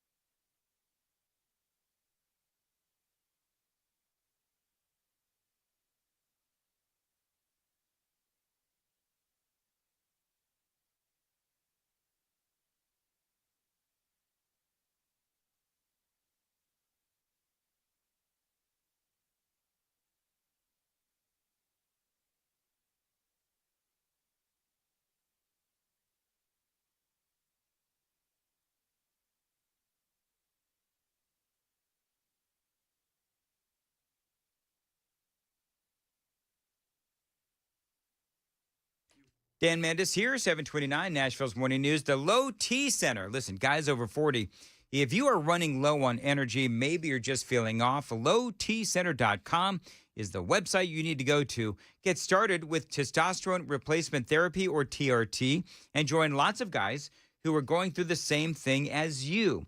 You know, they've got clinics all over Nashville, and yes, they're really easy to get to. You walk in, you see a real medical provider, you get that energy back. No complicated process, just results. And remember that these treatment plans, they are tailor-made just for you. You can get treatments at the clinic or you can be treated at home. But either way, you're always going to get the highest quality of care. And right now, you can get a free consultation. And if you qualify, treatment is covered by most major medical insurance. So reclaim that energy and become you again. And by the way, they can also help with prescription weight loss options as well. So head on over to the lowtcenter.com, the website lowtcenter.com. Book your appointment today. That is lowtcenter.com. Simple, quick, and totally worth it.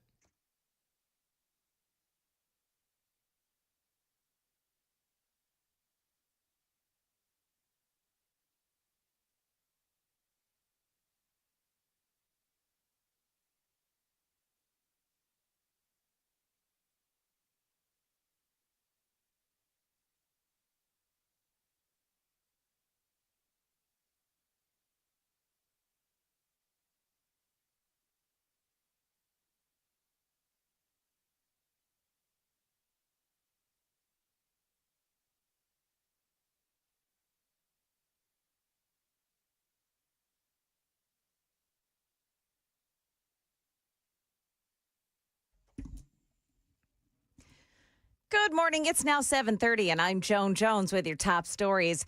Construction on Elon Musk's Music City Loop could begin within a couple of weeks. State and federal leaders announcing that the loop connecting downtown Nashville to the airport will be fully paid for by Musk's Boring Company. That deal gets the blessing of Governor Bill Lee. They feel confident, and we do too, that this project will be a great one, and it'll move safely through underground and then move people safely through those tunnels. Nashville Mayor Freddie O'Connell did not attend yesterday's splashy press conference, but in a statement, he expressed concerns about the impact on Nashville. State House Democrats called it a privatization of state infrastructure. State Rep Justin Jones showed up at the airport for the event, but was kicked out because he didn't secure credentials to attend. He did post this video, though, afterward. I went because my constituents have questions about the accessibility and affordability of this project, and if it's in the best interest of our transportation and infrastructure needs that my constituents are dealing with every day. And it just shows us that this is happening in darkness, that it's not in the best interest of Nashvillians or Tennesseans. It's in the corporate interest and the interest of this man who's the wealthiest man in the world, who sees our community as a playground. The Music City Loop is expected to be fully operational by the fall of 2026. In Murfreesboro, police busted an illegal casino operating out of a business along West Burton Street where the windows had been blacked out. Neighbors alerted police. They say there was a full-scale casino inside. 24-year-old Daniela Vargas and 37-year-old Diego Gonzalez are facing felony charges. And more trouble for Spirit Airlines. The company will furlough 270 pilots this fall and downgrade 140 others from captain to first officer. Spirit emerged from bankruptcy in March. Says it now expects weaker than expected demand for coach class tickets. That's the latest news. Traffic and weather is next. I'm Joan Jones, WTN News. Thank you, Joan. 7:33, Nashville's Morning News on Super Talk 99.7, the Wellness Institute of Nashville. Now, this is the place that I turned to many years ago to solve my chronic pain in my back and my neck. Now, that was years ago, and I'm still feeling great today. I went through non-surgical spinal decompression, no surgery, no spinal injections, and no painkillers. The Wellness Institute of Nashville, they can help you with your pain as well. And right now, they have the July special. $12 for a comprehensive exam, x-rays if needed, well-explained diagnosis as well, and your first treatment. So call the Wellness Institute of Nashville. They can help you today. 615-246-5009, 615-246-5009. Find them online anytime. That website, painisbad.com. That's painisbad.com.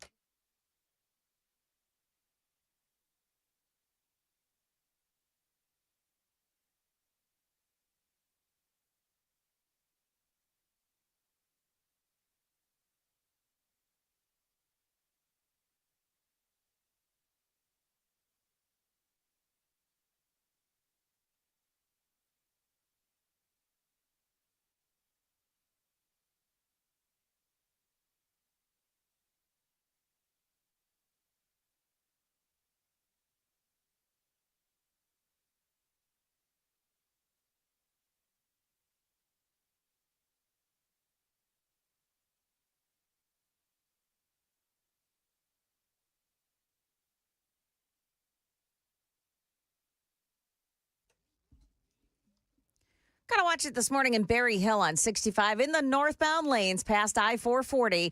There's a crash taking out the right shoulder. Also in Madison, 65 southbound past Old Hickory Boulevard, exit 92. You've got a crash there also taking out the right shoulder. Traffic every 10 minutes every morning on Super Talk 99.7 WTN.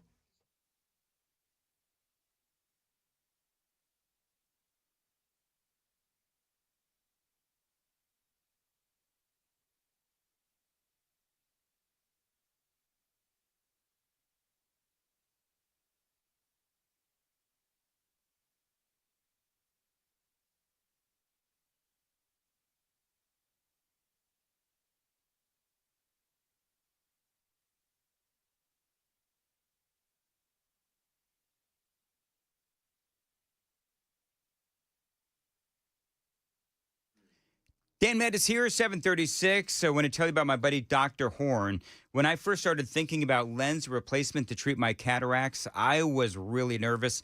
I had all kinds of concerns running through my head. Was it painful? How long is the downtime? I've also heard a lot of myths like you'll still need glasses or the results are not permanent. Well, that was about 5-6 months ago. And I got to tell you, I'm so happy with my surgery with Dr. Horn and Vision for Life. You know, when I first started this journey, he took the time to answer all of my questions. He addressed those common myths. He did explain that it is a quick 5-minute procedure. Most patients feel little to no discomfort, and recovery times, they are really fast. So you've got to check him out, Dr. Horn, 615-436-2020, 615-436-2020, or find them online, visionforlife.com.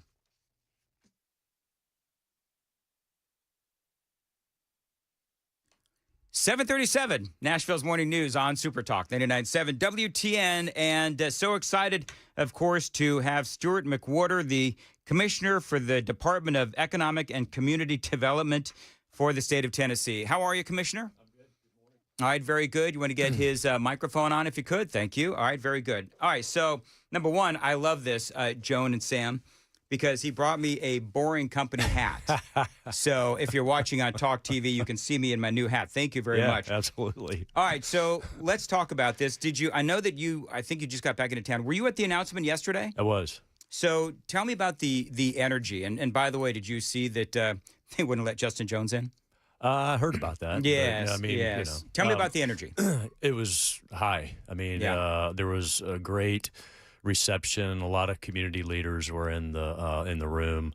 You know, just a high level of excitement, I think, more than anything. And, you know, most people knew this was coming, that were in the room. They kind of knew what this was about. But for me in particular, and I would imagine for the others, I mean, we learned much more about some of the timelines, the processes that have been put in place, you know, from this point going forward, their plans as they think about moving forward. And it's exciting. And I think one thing that hasn't really been said is, you know, this is just the first step of many that's going to happen with the Boring Company. I mean, they're not just going to build a tunnel from the airport to downtown and say this is it. I mean, we're talking about they have the ability to do something much greater than that, and you know, they haven't committed to that, but I believe they have the potential to do some, you know, things that I think we all would want to see happen in our state. And I'm talking about the ability to get to Clarksville or Murfreesboro or Chattanooga or Knoxville. I mean, and why not do it here in our state? Why can't we lead and show the entire nation how to do it? So for you, because there's a lot of naysayers, I'm just going to tell you, you know, WTN full of a bunch of critics on the air and off, and the people that listen. And so for you, what are the biggest selling points for you on this tunnel? And I'm hearing from a lot of people that are saying, well, this is, you know, just going to be visitors as opposed to the locals. And so talk about that concern. Well, I mean, you know, there's still a lot to be determined in all of this because I think of this longer term plan. But if you talk about, let's just say, for instance, that it starts from the airport to downtown, and then you have it's sort of a hub and spoke type model, and you start going out to Bellevue and you start going out to Antioch. I mean, that's not a tourism transportation system. Yeah. You know, you're not attracting tourists if you're going out to these communities. You're bringing individuals that live in these communities. We hear it all the time. You know, in our business, we talk about workforce housing. We talk about how companies can attract talent and where they live. I mean, it's not going to happen overnight, although they're talking about 2 how years. quickly this will happen. And the cost of doing this is so much less than any taxpayer-funded project that might get proposed and ultimately not get passed. Well, the other thing, and somebody challenged me and on our super text line, and they said, name a time when you would ever use this, Dan. So, okay, immediately, if I'm going to go see the Rolling Stones at the stadium, I would have no problem with taking, you know, one of these cars into downtown and then taking an Uber over to the stadium. Sure. Because if you got, you know, 75,000 people that are streaming into, the downtown area, then and the train's not running, well, then that is a great next step. It is. I mean, it's working in Vegas. I mean, they've expanded it in Vegas. I was there a couple months ago and tried it out. Did you really? Tell me about the experience. Well, I mean, it's exactly what we've been talking about. You go down. It's not expensive. You get to point A to point B to point C very quickly. It's easy in and out. I mean, it's not. I just think I understand maybe some of the initial concerns about this, but that's just in my mind personally. I just think it's a lack of not really understanding what this company is doing, and it's a technology company. And how they're doing it. And what I heard last night was the cost of doing it today is going to be much less in the coming months and years ahead. I mean, they're going to get this thing down 2-3 times less than what it's even costing today. I saw some preliminary numbers in Vegas, and, it cost a lot more when they did it in Vegas several years ago. It's costing less now. And just think what it will be if there's a time when we can say Nashville to Clarksville, their cost per mile is going to be significantly less than what they're talking about even today. Oh, can you imagine? That's going to be great. Yeah. And the other thing, talk a little bit about the advantage of, because one of the things that the people on the left are screaming about is that this is something that is, sort of a private company doing this as opposed to, the government doing this. Talk about why, I already said my piece, but why is this better for a private company to do this as opposed to the city or the state? Well, I mean, talk about getting this done in 2 years. Yeah. It'd take 2 years just to get an approval for the first permit. Exactly. I mean, I think, so I'm here in the capacity of the commissioner, and I work for the governor in the state of Tennessee, but this has nothing, we're not involved. The state's not involved in this from the standpoint of providing an incentive. This is a private company that has come to the state. They need the state to work with them. It's a public-private partnership, but it's a private company. And, we work with private companies every single day. And if we start talking and criticizing what private companies do in our state, I mean, why don't we just talk about, let's talk about the Titans. If there's somebody doesn't like the owners of the Titans, are they going to say the Titans shouldn't be here and we should, oppose the Tennessee Titans? Oracle. Or not go to a game? We could go down the list of all of these brilliant entrepreneurs that have chosen to invest in our town and in our state. And if you don't like their politics, I'd say somebody like, Heidi Campbell or Justin Jones or Afton Bain, you don't like people's politics. And so you're willing to forego what is good for the city of Nashville because you're being petulant and immature. My words, not yours. As far as once this thing is done, is there a way or is there a mechanism for Tennessee or Nashville to make money on this project? Like, in other words, do we get some of the proceeds from, the fairs and so forth? I'm not aware of any conversations to that level. But I would say that because of the technology they have and how they're utilizing that underground, I believe there's opportunities to partner with boring company or contract or do it at a significantly less cost to do some infrastructure improvements. I mean, there's a lot of need for that, and it costs a lot of money to do that. And if they have the technology to help support that, I think, that would be an opportunity for, the city or the state. Talk about, because I'm fascinated by this stuff.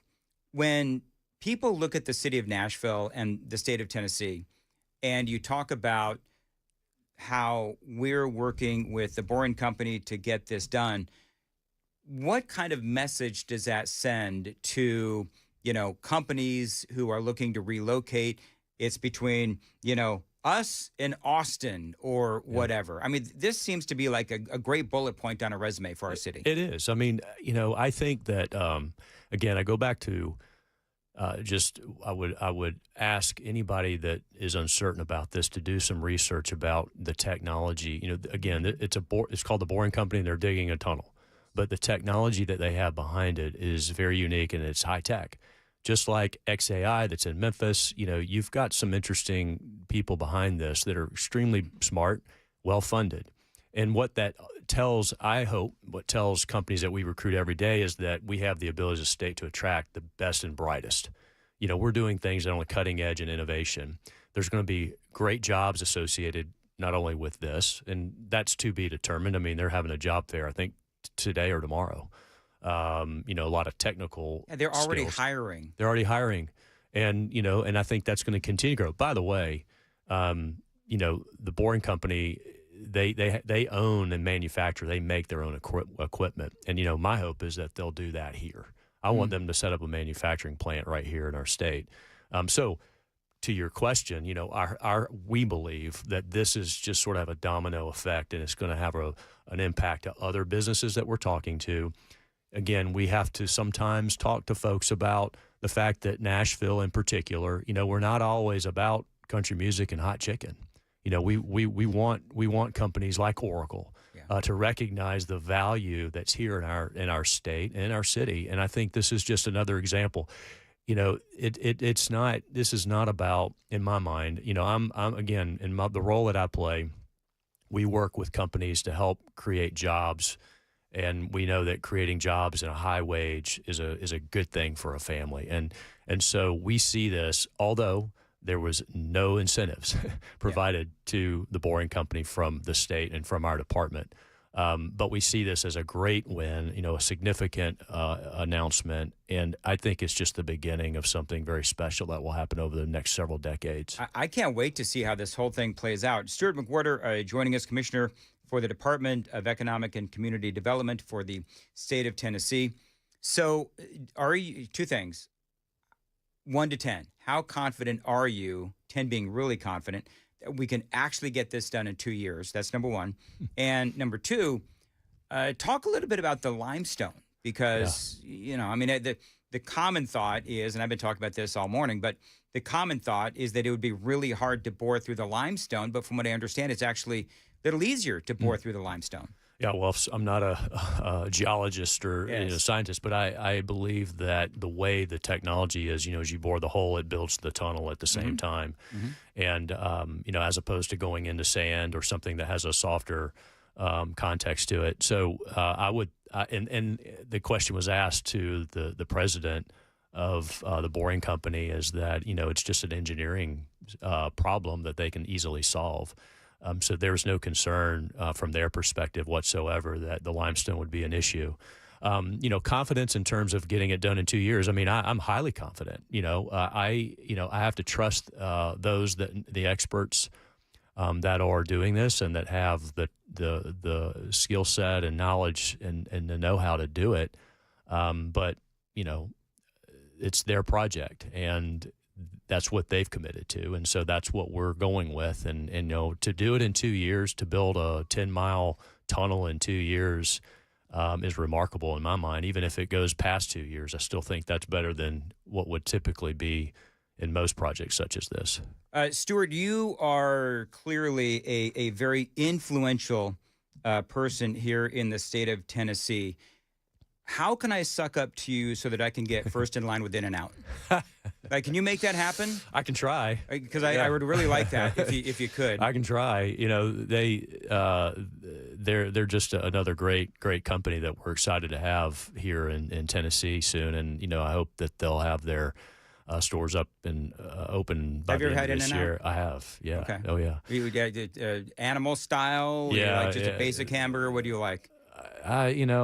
Just basic. Yeah. I'm not a big fan of all the dressings and See, me either. condiments. And I like my hamburgers very simple. Yeah, I'm a pretty simple guy on that. Give me lettuce, tomatoes, and some ketchup and mustard, and I'm fine. That though is a huge deal for Tennessee. It's a huge deal. Again, I think what it also says is that we're a state that is one that people want to do business in and raise a family. Yeah. Lindsay Snyder, who owns In-N-Out, just even recently made some comments about that. And what's great about In-N-Out is it's a privately held company. It's made up of executives who deeply care about what they do, deeply care about her, deeply care about the brand and where they go. They're very thoughtful about what they do. And they make a great product. And so when they come to Tennessee, when they initially announced it, they were just coming to Middle Tennessee. Yeah. Period. Not other states. It was Tennessee and it was Nashville and Middle Tennessee. And they've talked about expanding it beyond that in Tennessee. But they're going to open up thoughtfully, they're going to have 2 or 3 or 4 locations open up at the same time because they've learned opening one. They have miles of miles and miles. I grew up. You don't know this. Yeah, I grew up that's in right. Los Angeles, Yeah. so you know. I sure do. Yeah, I do. Do you know when? Maybe you know, maybe you don't. But do you know when the first one is supposed to open up? I believe it's in the fall of this year or later this year. I believe. Okay. I think. Okay. Yeah. I'll send you a text when we get close. Well, yeah, I'll definitely let you know. I know there's one. They're going to build. They're building their offices down in Franklin. Yeah. And there'll be a store there for sure. And I know they've got. I think it's about 4 or 5 that are being planned right now in Middle Tennessee, Murfreesboro, Hendersonville, I believe, Lebanon. or down Lebanon. Yeah. Yep. So. I was hoping they'd build one, put one down on Broadway. I thought that would kill it, but I don't know if that's in the plans right now. They should. They should. They should. It's the walk-up business would crush it. We've got 60 seconds left. What more development is there going on at the airport? I know it's like perpetual. It's always development is going on. Yeah, we did the expansion announcement the other day. We're working on several.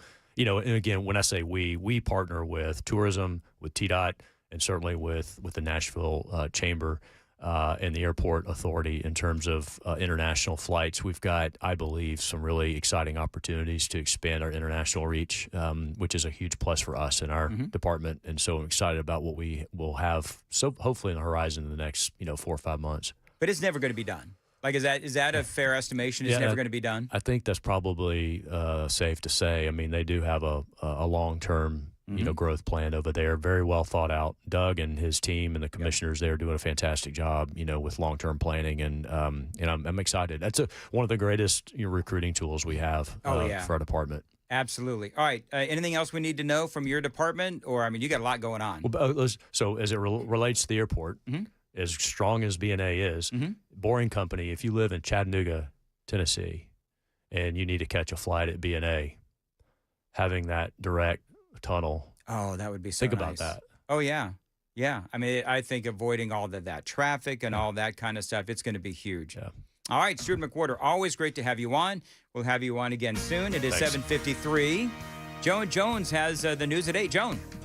Yeah, Dan, what Speaker of the Tennessee House, Cameron Sexton, has to say about this Music City Loop. Also, raw sewage into a local creek. What investigators are saying about that.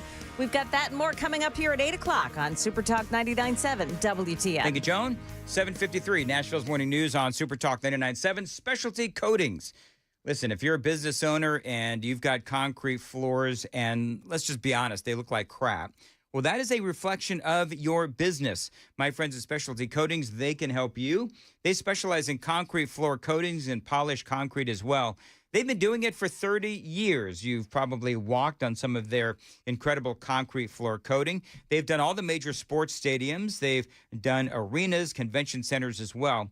Just last year, Specialty Coatings in Nashville installed over 1 million square feet of coatings for businesses across Tennessee. Now, those buildings include manufacturing warehouses, airplane hangars, retail, and a lot more. Specialty Coatings, they're not some fly-by-night company. A couple of guys, show up with a bucket and a roller. No, they've got the equipment, and they've got the skilled installers. So your job is going to be on time and on budget.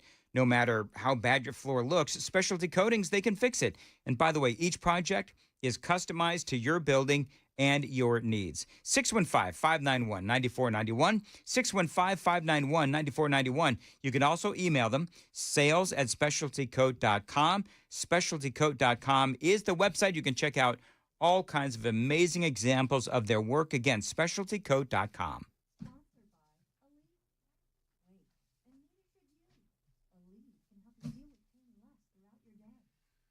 Okay. Skip the traffic, too. I know we're running late, and I don't want the traffic running at 8:01.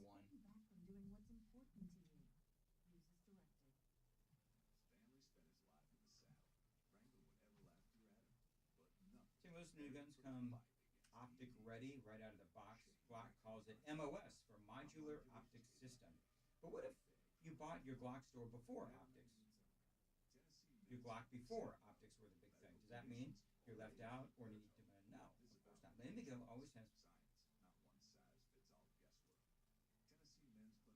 cutting Glock slides to precise precisely fit the red or green dot optic of your choice. 3 of them are dedicated to cutting clock slides to precisely fit the red or green dot optic of your choice. And they'll do it in 10 days or less. And because you can just go to the store.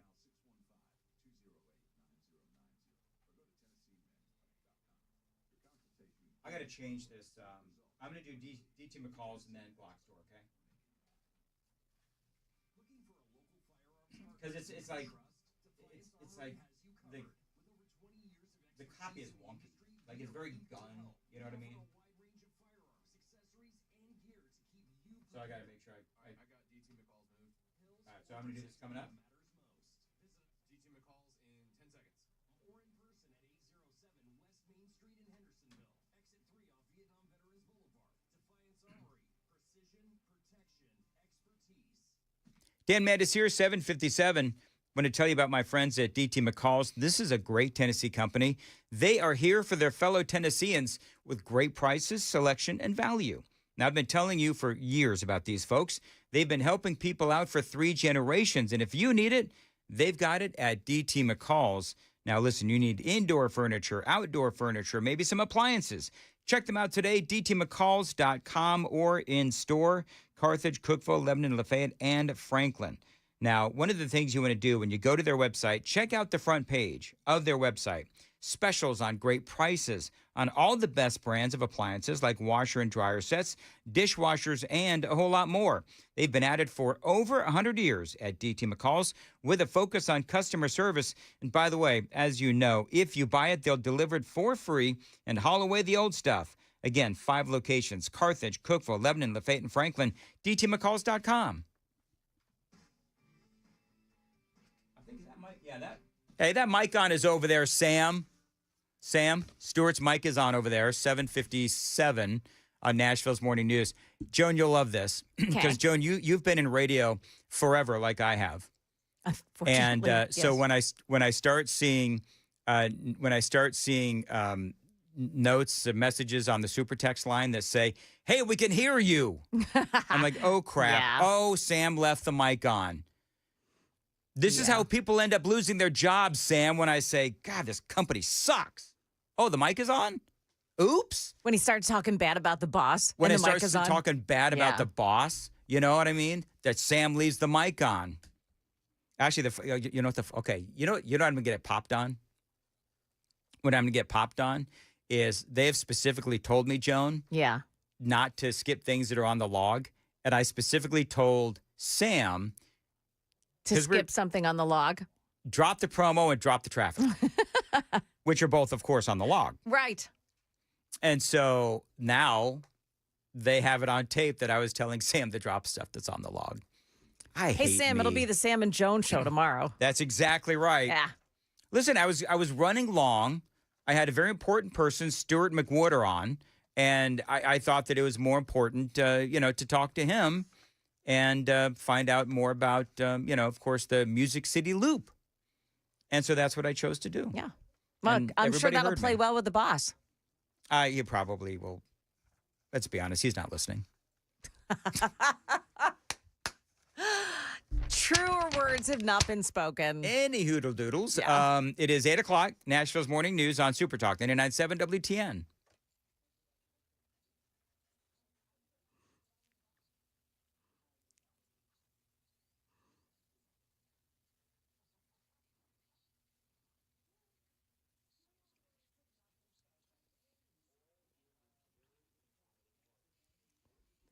Good morning. I am Joan Jones. It's now 8 o'clock, and I've got your top stories here. There is an extreme heat warning for a good portion of the Middle Tennessee area this morning. For the rest of us, mostly to the east of Nashville, you're looking at a heat advisory. Either way, it is going to be super hot once again today, and Stefano's got the forecast right after the news. You may soon be traveling at warp speed to get from downtown Nashville to the airport, the Music City Loop. Given the green light yesterday, it promises that a trip will take just 8 minutes. using tunnels built under state roads. Now, Speaker of the Tennessee House, Cameron Sexton, tells WTN's Matt Murphy show that Nashville could be just the beginning. There's a huge opportunity for us here in Middle Tennessee and Tennessee, but you're not limited to just Middle. Over time, you could connect this all across our state. Yeah, the project is planned to be completely privately funded by the Boring Company, no cost to the taxpayers. It could be operational by the fall of 2026. The field is becoming crowded as the 7th Republican has now tossed his hat into the ring for Tennessee's 7th congressional district. Now that Mark Green has retired, Brentwood Republican State Rep Gino Balso. We needed to get done the big, beautiful bill to capture the tax cuts and to give the economy a chance to grow. But the next step for 2026, in my view, the priority should be reducing spending and getting our handle on how to get back to a balanced budget. He was on the WTN Matt Murphy show yesterday. The primary election will be on October 7th. An investigation launched into a sewage leak that flowed into the Cartwright Creek in Williamson County. Jackie Ogles tells Channel 4 that's where her grandchildren like to play. That might not sound a lot to the sewage treatment facility, but these are kids who grow up here. This is where they make their memories. That's uncalled for. It is the worst of the worst. Private company Limestone Water Treatment tells Channel 4 that facility was in disrepair when they bought it, and they're working on repairs, but they won't be completed until sometime next year. Well, for the first time, we're hearing from the man who held a gun to the Walmart stabbing suspect in Michigan until he dropped his knife. Retired Marine Derek Perry spoke to WABC and says that he knew that it was his duty to step in. God took over and said, "We're going to get you through this. You need to go." Yeah, he and his group of other shoppers subdued the suspect, 42-year-old Brandon Gilly, until police arrived. Gilly has a history of mental illness and had served time for assault and domestic violence-related offenses. Market numbers brought to you by Beacon Capital Management, online at beaconcm.com. The Federal Reserve begins its two-day meeting today. Now, it's expected that it will leave the short-term interest rates unchanged when it wraps up that meeting tomorrow. Just ahead of the opening bell here, we got about a half hour to go, and stock futures this morning are pointing up. We've got Dow futures plus 15, NASDAQ futures up 94 points, and the S&P futures gaining 12. That's the latest news. We've got your traffic and weather just ahead. I'm Joan Jones, WTN News.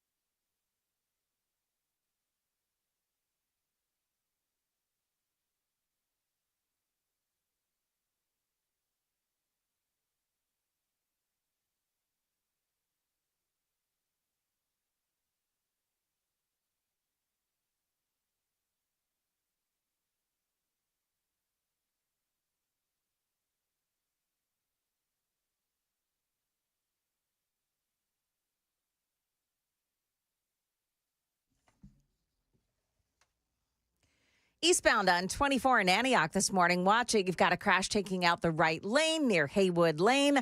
Also, Midtown at Church Street and 20th Avenue North. That's a crash. Creve Hall, Harding Place west of Trousdale Drive. There's a crash this morning. It appears to be in the Shell gas station parking lot, but it is causing some delays around it. Then in Antioch as well, it's Murfreesboro Pike at Nashboro Boulevard, and there's a crash in that area as well. Traffic every 10 minutes every morning on Super Talk 99.7 WTN.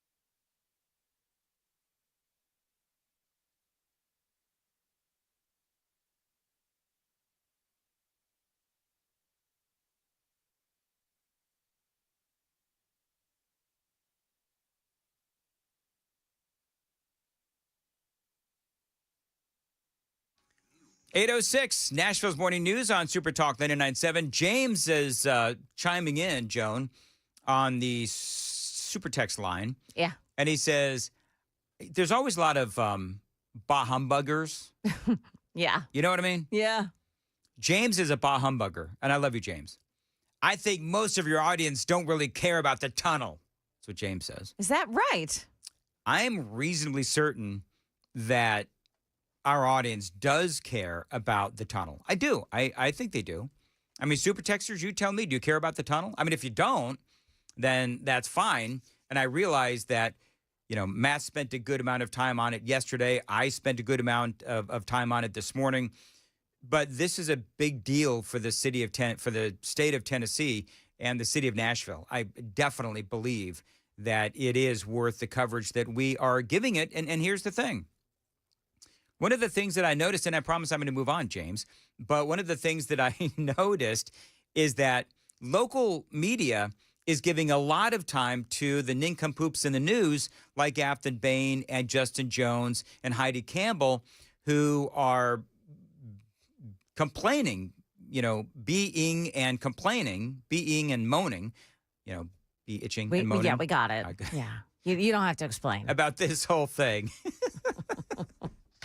Anyway, you know what I mean? It's like they're giving so much attention to the immaturity of the Democrats in this town. Mm-hmm. Why? Why do you do that? Why do you give so much? Well, I give time to Justin Jones because I think he's an idiot and he's ridiculous.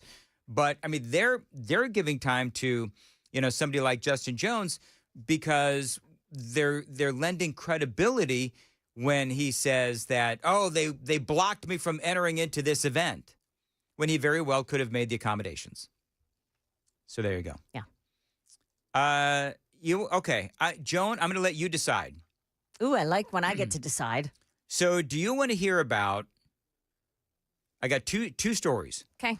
How American workers are being replaced, especially our new American grads. Do you want to hear that story, or do you want to hear the story of back to school and how to stop school shootings? Which do you want to hear? Now, whichever one you don't do, I've got left over for tomorrow. But I see. Which one? I think the replacement. No. You know what? Let's do schools. Let's do schools because the schools. School shootings? Yeah, it's coming up. And okay. People want to know about this. Yeah. Is my audio up? Sam, audio's up? All right. From the I wish we didn't have to report this file. The fear is in the data. Since the Columbine High School shooting in 1999, nearly 400,000 students across the U.S. have experienced school gun violence of some kind. Yeah, we all know. Now, when I was a far younger man with my two kids, we had this fear. And, of course, they're adults now. But now with Riker, it is the topic that Amy and I speak about often. I mean, almost every couple of weeks it comes up. Parents, of course, across Middle Tennessee worried about and talking about school shootings, especially as we start getting back into the school time. Well, now there is a new way to use technology to stop the violence. Drones. I think I scared the crap out of Sam. Did I scare you, Sam?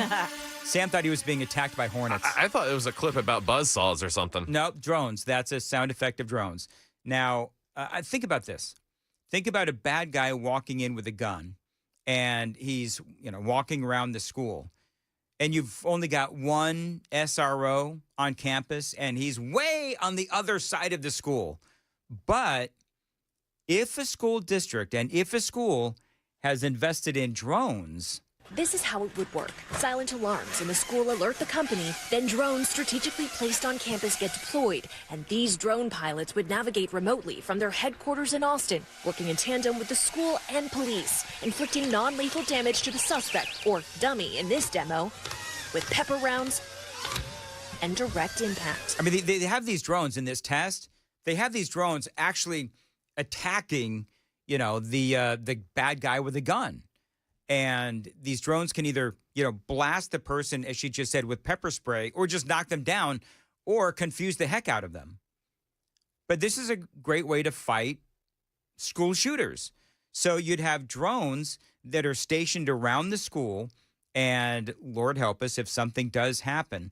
Alarms go off, and guys log in remotely with these drones, and they can launch the drones, and the drones will attack if they can find, I don't know how all that works, but if they can find the shooter with the drones, then they are able to save the lives of students. Now, they're going to be doing this in 4 schools in Texas, and Florida apparently is going to jump in as well. These drones in your school. Absolutely. John Lux, father and principal of this charter school in Miami, hopes to have the peace of mind. As a father, you ask me, what am I willing to give up in my child's school for protection? Everything. Yep. People are already talking about, of course, as you can imagine, because this always comes up, privacy issues, which to me it doesn't make a lot of sense because these drones, they're not constantly flying around the school.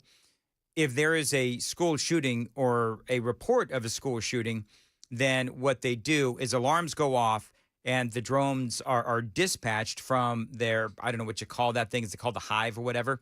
They're actually in little boxes or whatever, but they come out of their holding box, and they come out and they start going for the shooter. And I think that makes a lot of sense. They're stationed inside, not even active until there's an issue. And then again, they fly to protect kids. Now, the costs, they say, are going to be high. There's no way around that. There's always going to be a debate over paying all this money for a what-if scenario, which at least to me, it is silly. The dad is right there, whatever it takes. One other issue, though, is that, these drones, and you folks who know drones know this, drones don't do well in buildings inside of corridors or hallways. So I want you to think about this. Now, these drones do not have weapons. All they have is pepper spray. So if it's in a crowded, narrow hallway with a bunch of running and panicking kids, I don't know how well it's going to do. So that is part of the debate. Drones, they do great out in the wide open, but that's going to be a challenge. By the way, Democrats are always going to say, what about the guns? Because that's what they do. What about the guns? Can't we just get the guns out of society? Well, no, we can't. The bigger issue is we need to eliminate all the guns from the bad guys. That's what we have to try to do. People like that situation in New York, where we had a guy who, we were talking about this earlier, Joan, the guy in New York, he had some mental health issues, if I'm not mistaken. And so we need to be able to figure out how to keep the guns out of the hands of people that should not have them, while allowing the good guys to keep the guns. Yeah. Obviously, that seems to be a very rational argument. We know that people on the left, they're not necessarily known for their rational discussions when it comes to firearms. But bottom line is, for these drones, they are talking about how this could be in the future, and maybe the future is now, is to how to battle the bad guys if they come into a school and want to start shooting. Until then, the members of this unlikely team of drone pilots plucked from around the country say they're ready. So what do you think? I think that's a good idea. I do too. I like it. Yep. No, are you going to be a... I'm not trying to be negative. Are you going to be a bah humbugger today? No, I'm trying to be realistic on the response time of these things. Like you pointed out, the tightness of some of the hallways and navigating them. That's a big deal. It's still, and the cost, I think it's still going to be more effective. You have a proper system in place for armed veterans who need a purpose, who have experience dealing with situations like that. Obviously, the ones in the right mental state. But retired police and veterans would be my go-to, cost-efficient, rapid response. See, that's what I would like too, is I would just like to have schools that are armed with SROs. As you said, retired cops, veterans, concerned parents, whatever. I would love that. Unfortunately, in a lot of places around America, you got a bunch of Democrats that just don't like that. And so then you're stuck with, okay, well, then what can we do? And I think the drones is not as good as multiple SROs that are stationed across a school, but at least it is something. By the way, do you remember, Joan, and Sam, do you remember the Uvalde school shooting? Sure. There's an update on that story. Oh. And we've got that coming up on WTN 8:16. Time to check the roads.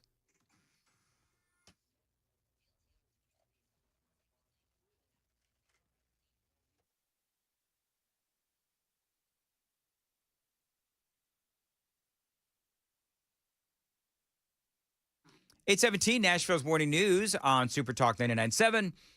Today it's going to be really hot, a slight chance of showers or thunderstorms, but it's going to be 98 degrees for a high, and the feels like temperature 110 degrees. Now, Turd Ferguson, who is a guy that I really like over there on the YouTube chat, and that's its whole ecosystem over there, man. Love you folks. But he says, okay, so what if somebody hacks into the drones, like they hacked into Joan's Twitter account? Well, that is obviously a worry, but I don't want us to be, sort of shackled by all of the myriad of what ifs that are out there, because then we're talking about the greatness of SROs. Okay, so what if an SRO goes crazy, right? We can be shackled by the what ifs all day long, but okay, so if somebody hacks into the drones, well, all they have is pepper spray. So, there is that. Anyway. I agree with that. That's disturbing. What do you agree with? That all they would have then is pepper spray. Right. I mean, well, all I'm saying is if somebody hacks into the drone. Yeah. And they unleash the drones, right? Let's say the science club decides to get mischievous, right? And they're able to launch the drone. Yeah. You're giving people ideas now. Be senior prank of the century. Oh my gosh, can you imagine that? The first day of school for, the science club and their year-long goal is to launch the drones. Anyway, all they would have is pepper spray. They don't have firearms. So, okay, so if somebody, if the science club, or what is it called, the AV club hacks into the drones, all the drones have is pepper spray. Until they get the beanbag guns. You ever been pepper sprayed? Yes. Have you? Yes. I accidentally pepper sprayed myself. You pepper sprayed yourself? I did. Okay, I've got to ask. We'll get to your pepper spraying incident in a second, Sam, but how did you get pepper sprayed, Joan? I used to carry pepper spray. I would run, and largely like in the mornings before anybody got up, or like in the evenings. And I was always just terribly fearful, not of other people, but dogs.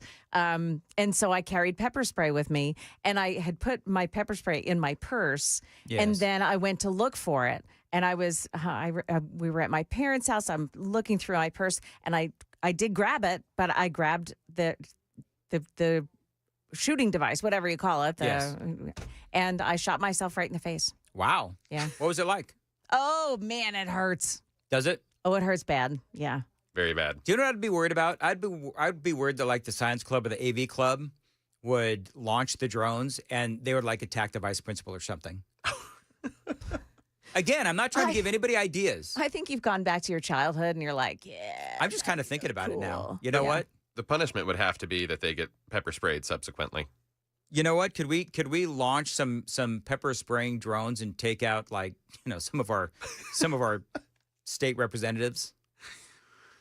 Justin Jones, Afton Bain, Afton Bain, Heidi Campbell. All right. Totally kidding. I don't want anybody to try to, do any harm to anyone. Why were you pepper? Should I ask, Sam, why you were pepper sprayed? A buddy of mine was joining a county sheriff's department, and it's part of their training. And I told him it didn't look that bad, and I learned the lesson the hard way. Why in the world would you do that? Well, were you drinking a lot? No. You sure? I didn't know that he didn't have a tear duct in one of his eyes. So I was like, that doesn't look awful when I watched the video of it. And he's like, okay, I'll do it to you real quick. Okay. There you go. I regretted it heavily. I bet you learned, didn't you? The Uvalde school shooting from a few years ago. So I don't know if you know this, but a lot of remember that was a train wreck, right? You had a lot of the law enforcement that simply stood back and effectively sat back as a lot of this happened. 19 students and a couple of teachers were killed, a total of 21. A couple of officers got fired. They had investigations from the Department of Justice, whole thing. Well, there's been a lot of material that has been under wraps. And so activists and the families have been trying to get this material to be released by the, the local commission there in Uvalde, Texas. They've got body cam video surveillance, communications with the shooter and the shooter's mother, other video footage, 911 reports, and a whole lot more. And they've been trying to keep all of this under wraps. Well, finally, Uvalde County commissioners, they have now decided to release that information. Oh. So that's going to be a very big deal. The release of that, I don't know when it's supposed to happen, but that is a tragic, tragic story. And how not to deal with a school shooting was what we saw at Uvalde. Clearly. Horrible, horrible story. All right, it is 8:22 on Nashville's Morning News on Super Talk 99.7 WTN. Super text line is open, 615-737-9986. And we got a lot more straight ahead. Joan Jones has the news coming up at 8:30. Joan. Well, his target was the NFL, but a Blackstone executive was killed in that Midtown Manhattan shooting last night. And we'll tell you why 20 state attorneys general are suing the Trump administration. That's all coming up here at 8:30 on Super Talk 99.7 WTN.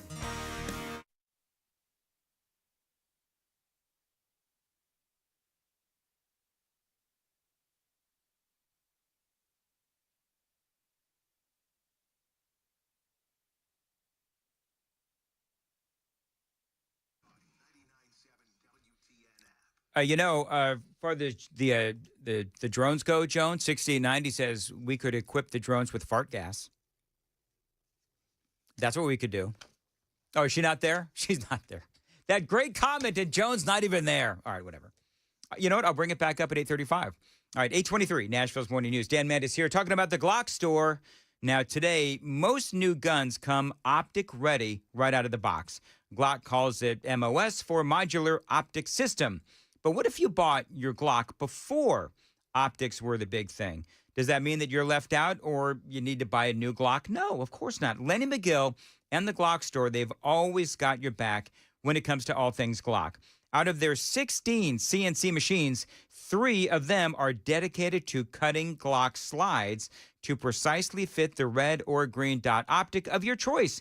And they'll do it in 10 days or less. And by the way, because you can just go to the store and drop it off, sometimes it's a lot less. And by the way, unlike the optic-ready Glocks, which rely on adapter plates to fit a variety of optics, your optic is going to sit lower, be more secure, and be more accurate. So check them out today. The Glock store.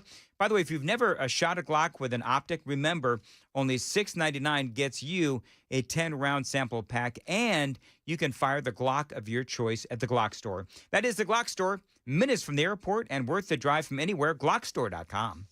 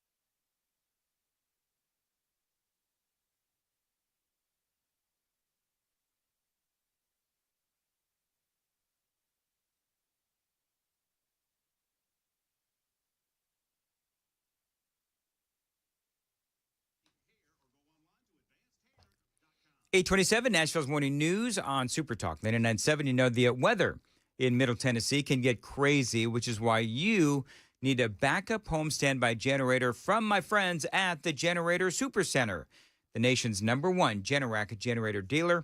Those are the best in the business. You can get a free quote and get peace of mind when you have one installed. The Generator Supercenter does feature expert installation and 24-hour monitoring. That's not going to leave you in the dark. When the power is out in your community, your power is going to be on with your backup home standby generator from the Generator Supercenter. Call them, tell them Dan told you to reach out at 615-879-1952.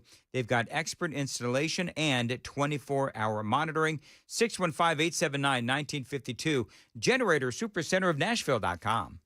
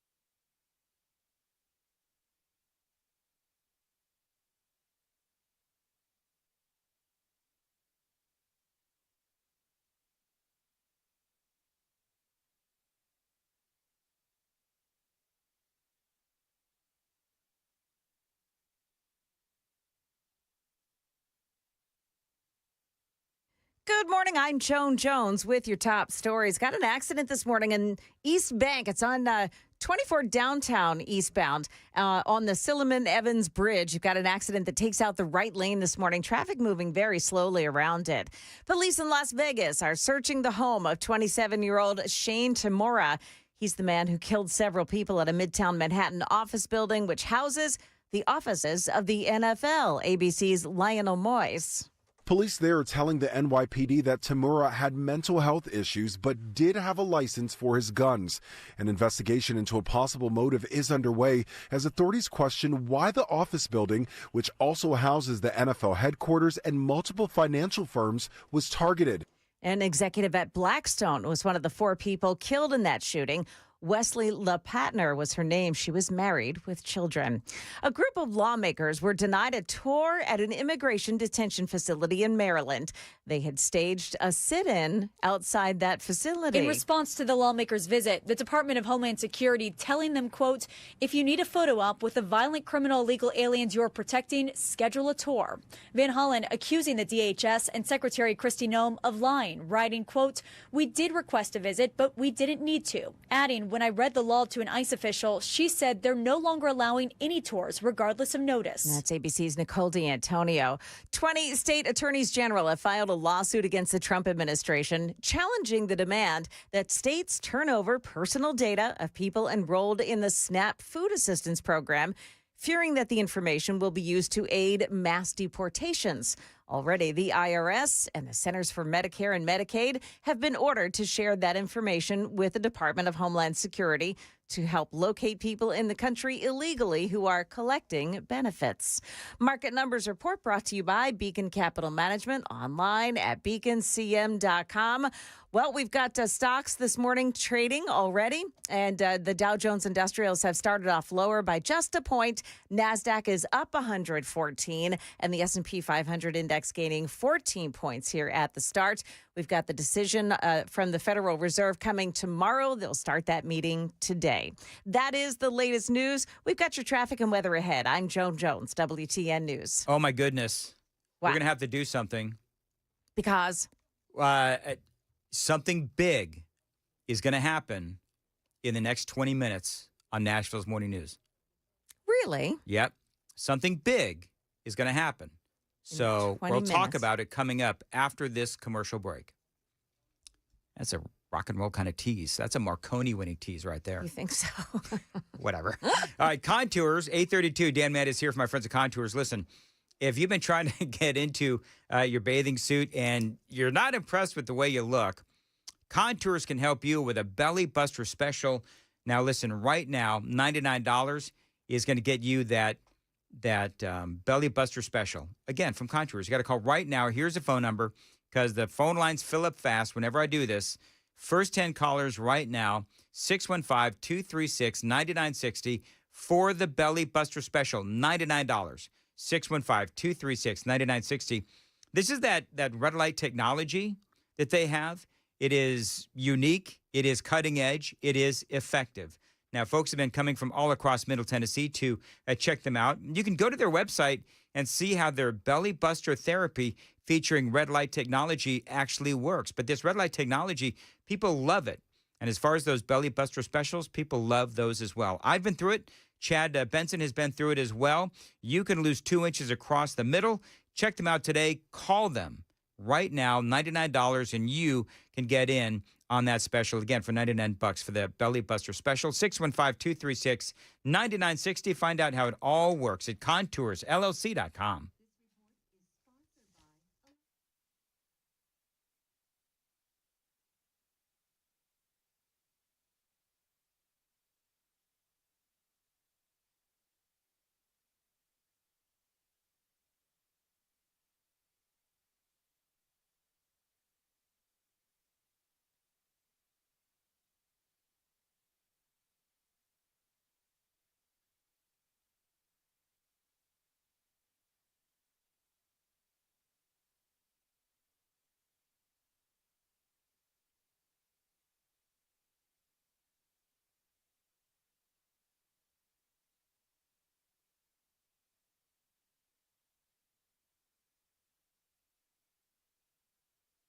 Dan Mattis here, 834 Nashville's Morning News on Super Talk 99.7. Busy Bee Plumbing, Heating, and Cooling. This is the HVAC company that I've been using for over a decade. Now, I've always loved their mission, which is to provide great service and save you money. Like this month, for example, right now. You can save big time on Busy Bee's smart Wi-Fi water shutoff valve. That's only $12.49 this month. And you buy a whole new HVAC system, you can get a free air duct fogging and UV light home treatment from Busy Bee. If you've got plumbing problems, well, Busy Bee has the answer there as well. $500 off of a Halo 5 whole home filtration system or $1,000 off whole home water and drain line replacements. Listen, the savings go on and on. Check them out. If you need financing, by the way, they've got you covered there as well from Busy Bee. How about 0% for 18 months with approved credit? And payments as low as $1,000 a month. Check them out online. I should say payments as low as $100 a month. Big difference. Check them out online, busybeehvac.com, busybeehvac.com, 615-775-7833.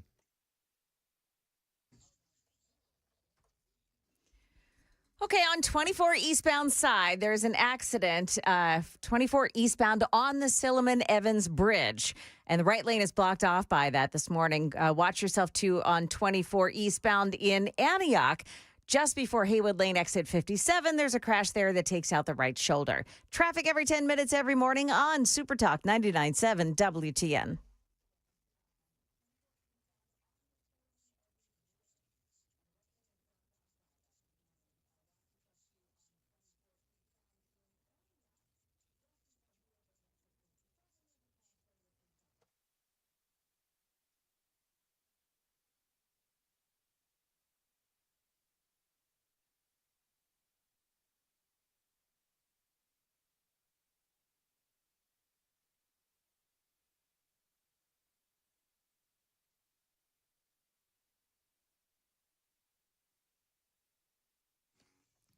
$837, Nashville's Morning News on Super Talk 99.7 WTN. Welcome on in. Joan Jones is here. Hello. Sam Rutherford is here.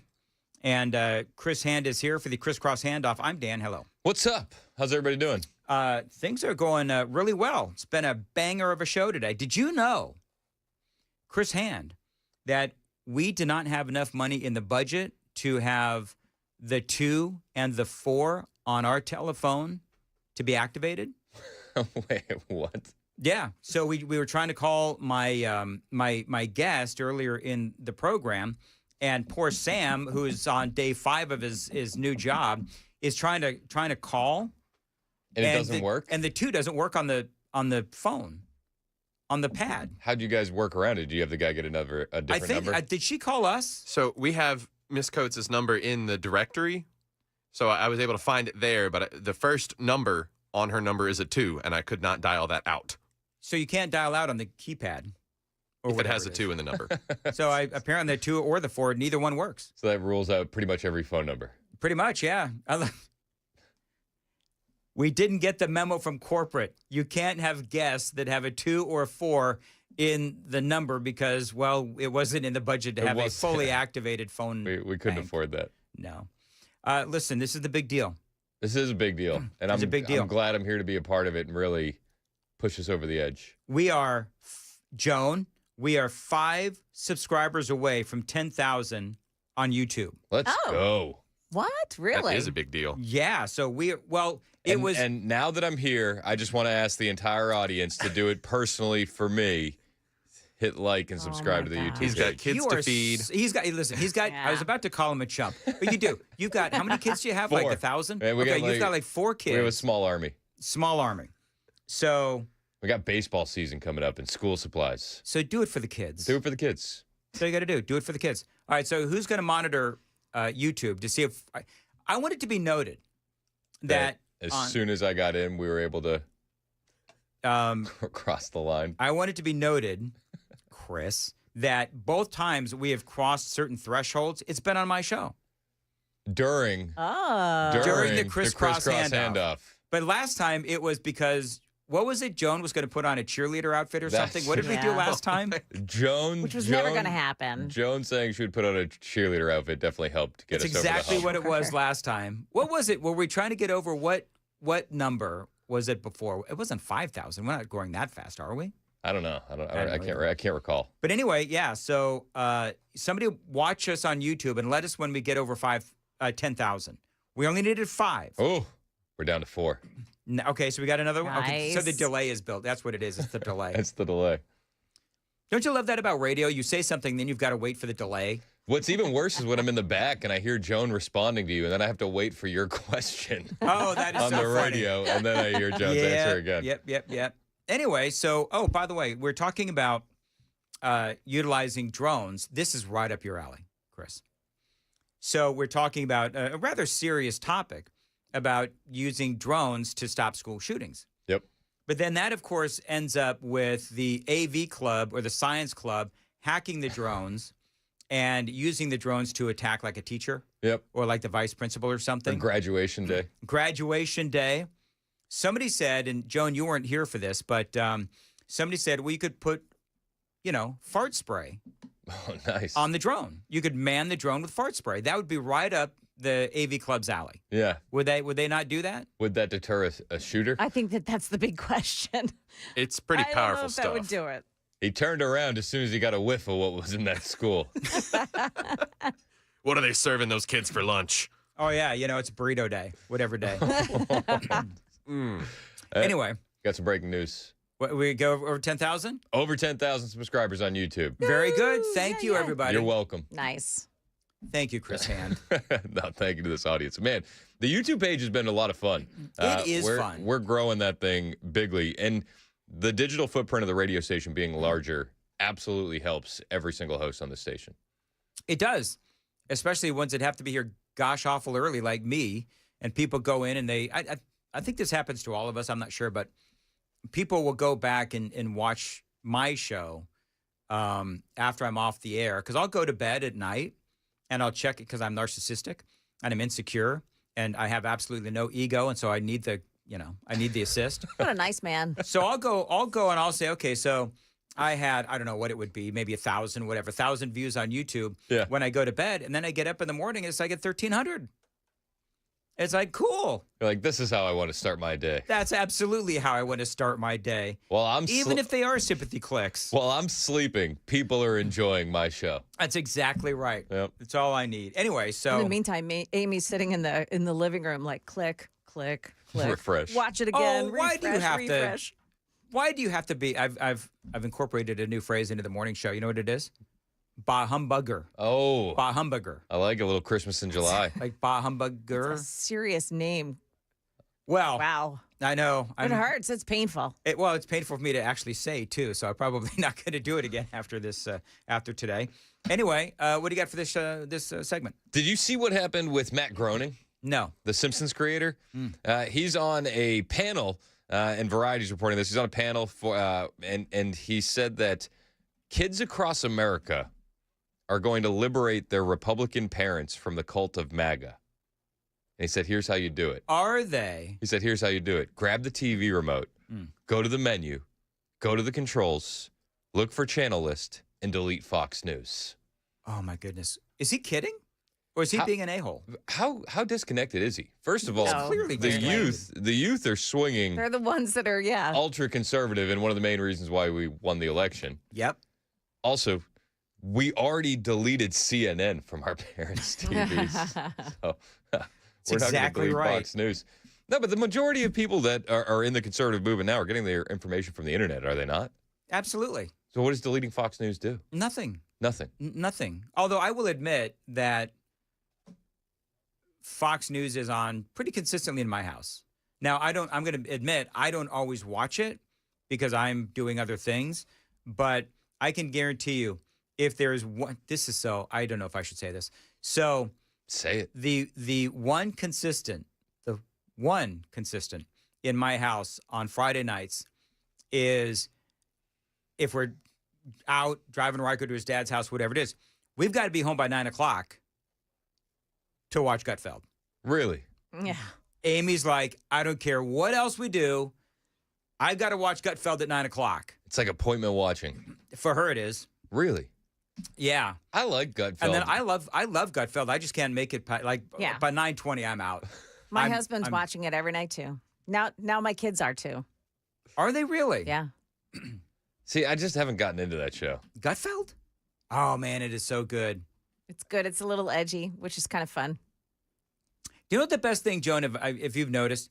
I have actually noticed this, that with Gutfeld, the jokes, sometimes they're like my jokes. They're actually not funny. Right. It's the delivery from Greg Gutfeld. It's the delivery where it's just like he delivers it, nobody laughs, and then you start laughing because nobody laughed. Yeah. Yeah. Right? I can see that. Yeah. And then you have, the jokes, which are the hosts over there on, the networks, which is, Stephen Colbert and the rest of these knuckleheads. When's the last time you watched The Simpsons?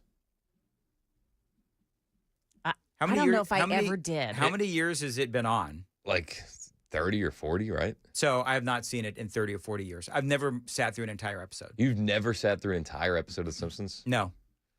I know that's sacrilegious for some folks. I do understand that, but it's clearly fallen off these past few years, right? Has it? Yeah. I don't know. I think so. Has it? Okay. Yeah. Yeah. I'm not a Simpsons. I don't know why I never got into The Simpsons.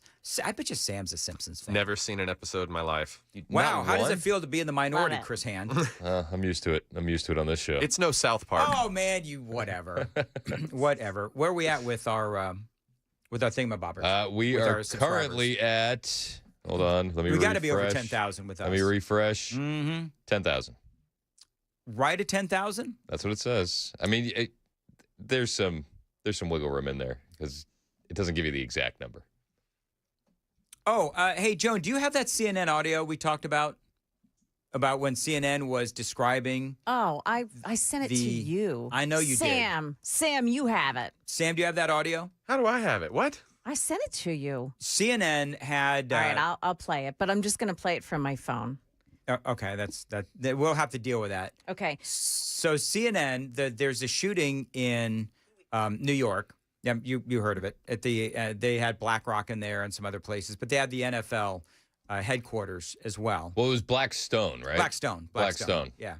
Blackstone. I'm sorry. Yeah. Blackstone. And so CNN is describing what they believe is the shooter. Go ahead and play that. So this is the Erin Burnett show. And her guest, and I'll be able to tell you who it is in a minute because it's not on the screen. And they're looking at there's a split screen So it's Erin Burnett on top, her guest on the bottom. And on the other half is the photo that we've all seen of this guy walking into the building. So you know exactly who we're talking about. Yeah. Yes? They do not know who he is. They know he is a male, possibly white. He's wearing sunglasses. He appears to have a mustache. And that picture has been distributed to every police officer in New York City, particularly has been sent to the phones of the search teams inside that building, because whenever they encounter a group of people, the first thing they have to figure out is that individual among these people hiding among victims or pretending to be an office worker? Because one thing you don't want to have happen is to have this kind of cordon where you're trying to evacuate people in groups as you can get them to a safe corridor and have this person slip out with them. So, Right. So his name is John Miller. That dude's name is John Miller. John Miller Is his name. is he colorblind? As you can tell by this picture of a black man, he's possibly white. You know what I love though? If it's a white guy, they're so quick to tell you. Yes. But if it's anybody else, it's like wait for it. We don't want to get anything wrong. Well, and the other thing is, maybe they wanted to identify the shooter as white. You know what I mean? They definitely did. This guy Yeah. is clearly a black man. Yeah.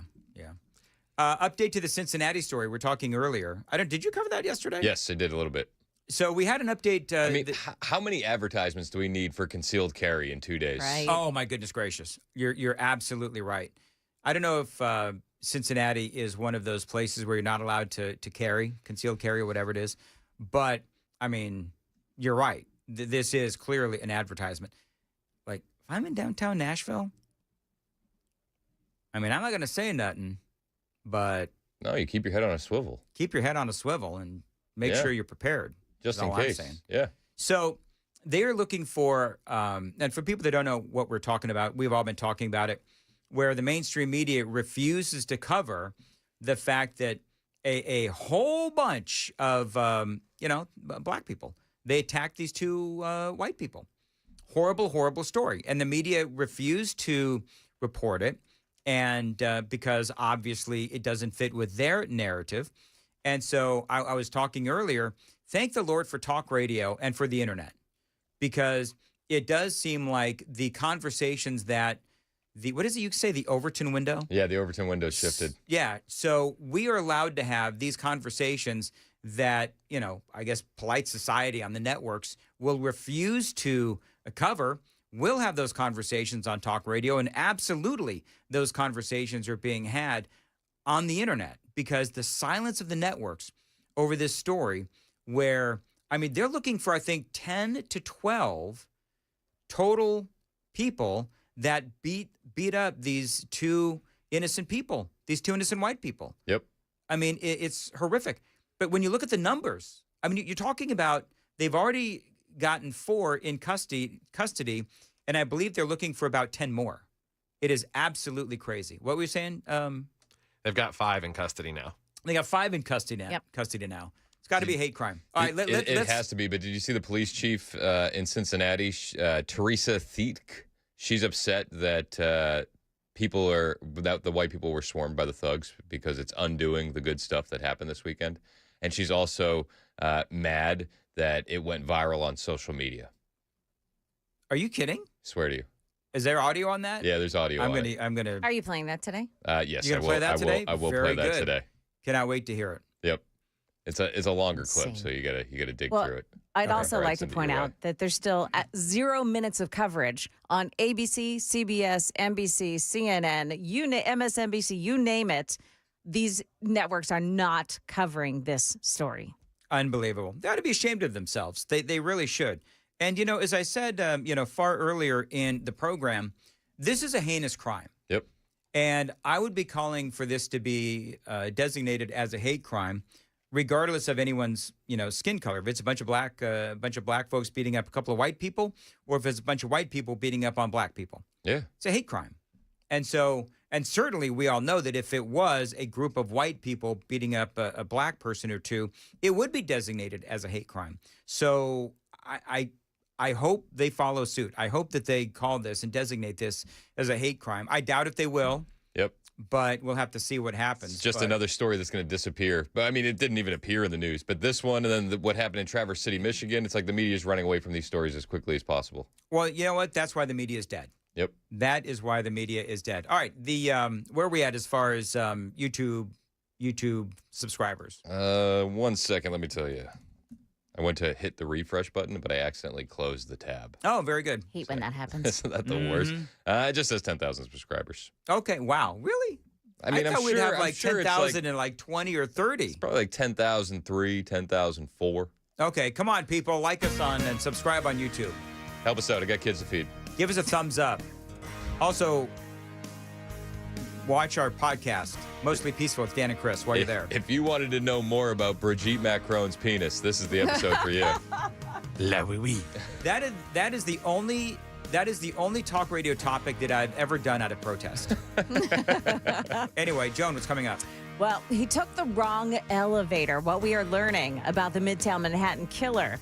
Also, a local father and daughter killed in a Montana plane crash. We've got those stories here coming up at 9 o'clock on Super Talk 99.7 WTN. 8:53, Nashville's Morning News, USS. I've been telling you about USS for years, United Structural Systems. They are experts in waterproofing, concrete leveling, and foundation repair. Now, USS, this is a great Tennessee company. They've helped me several times with my home, and that is why I proudly endorse United Structural Systems. Now, they're not going to charge you for any unnecessary repairs, and you're not going to pay a dime until the work is done and you are a satisfied customer. And they can help you with basement and crawl space waterproofing, basement wall stabilization, and yes, foundation repair. Go to their website. There's a whole menu of things they can do to help you fix and maintain your home. That website, USSTN.com. We guarantee our best. Call USS 615-488-7855.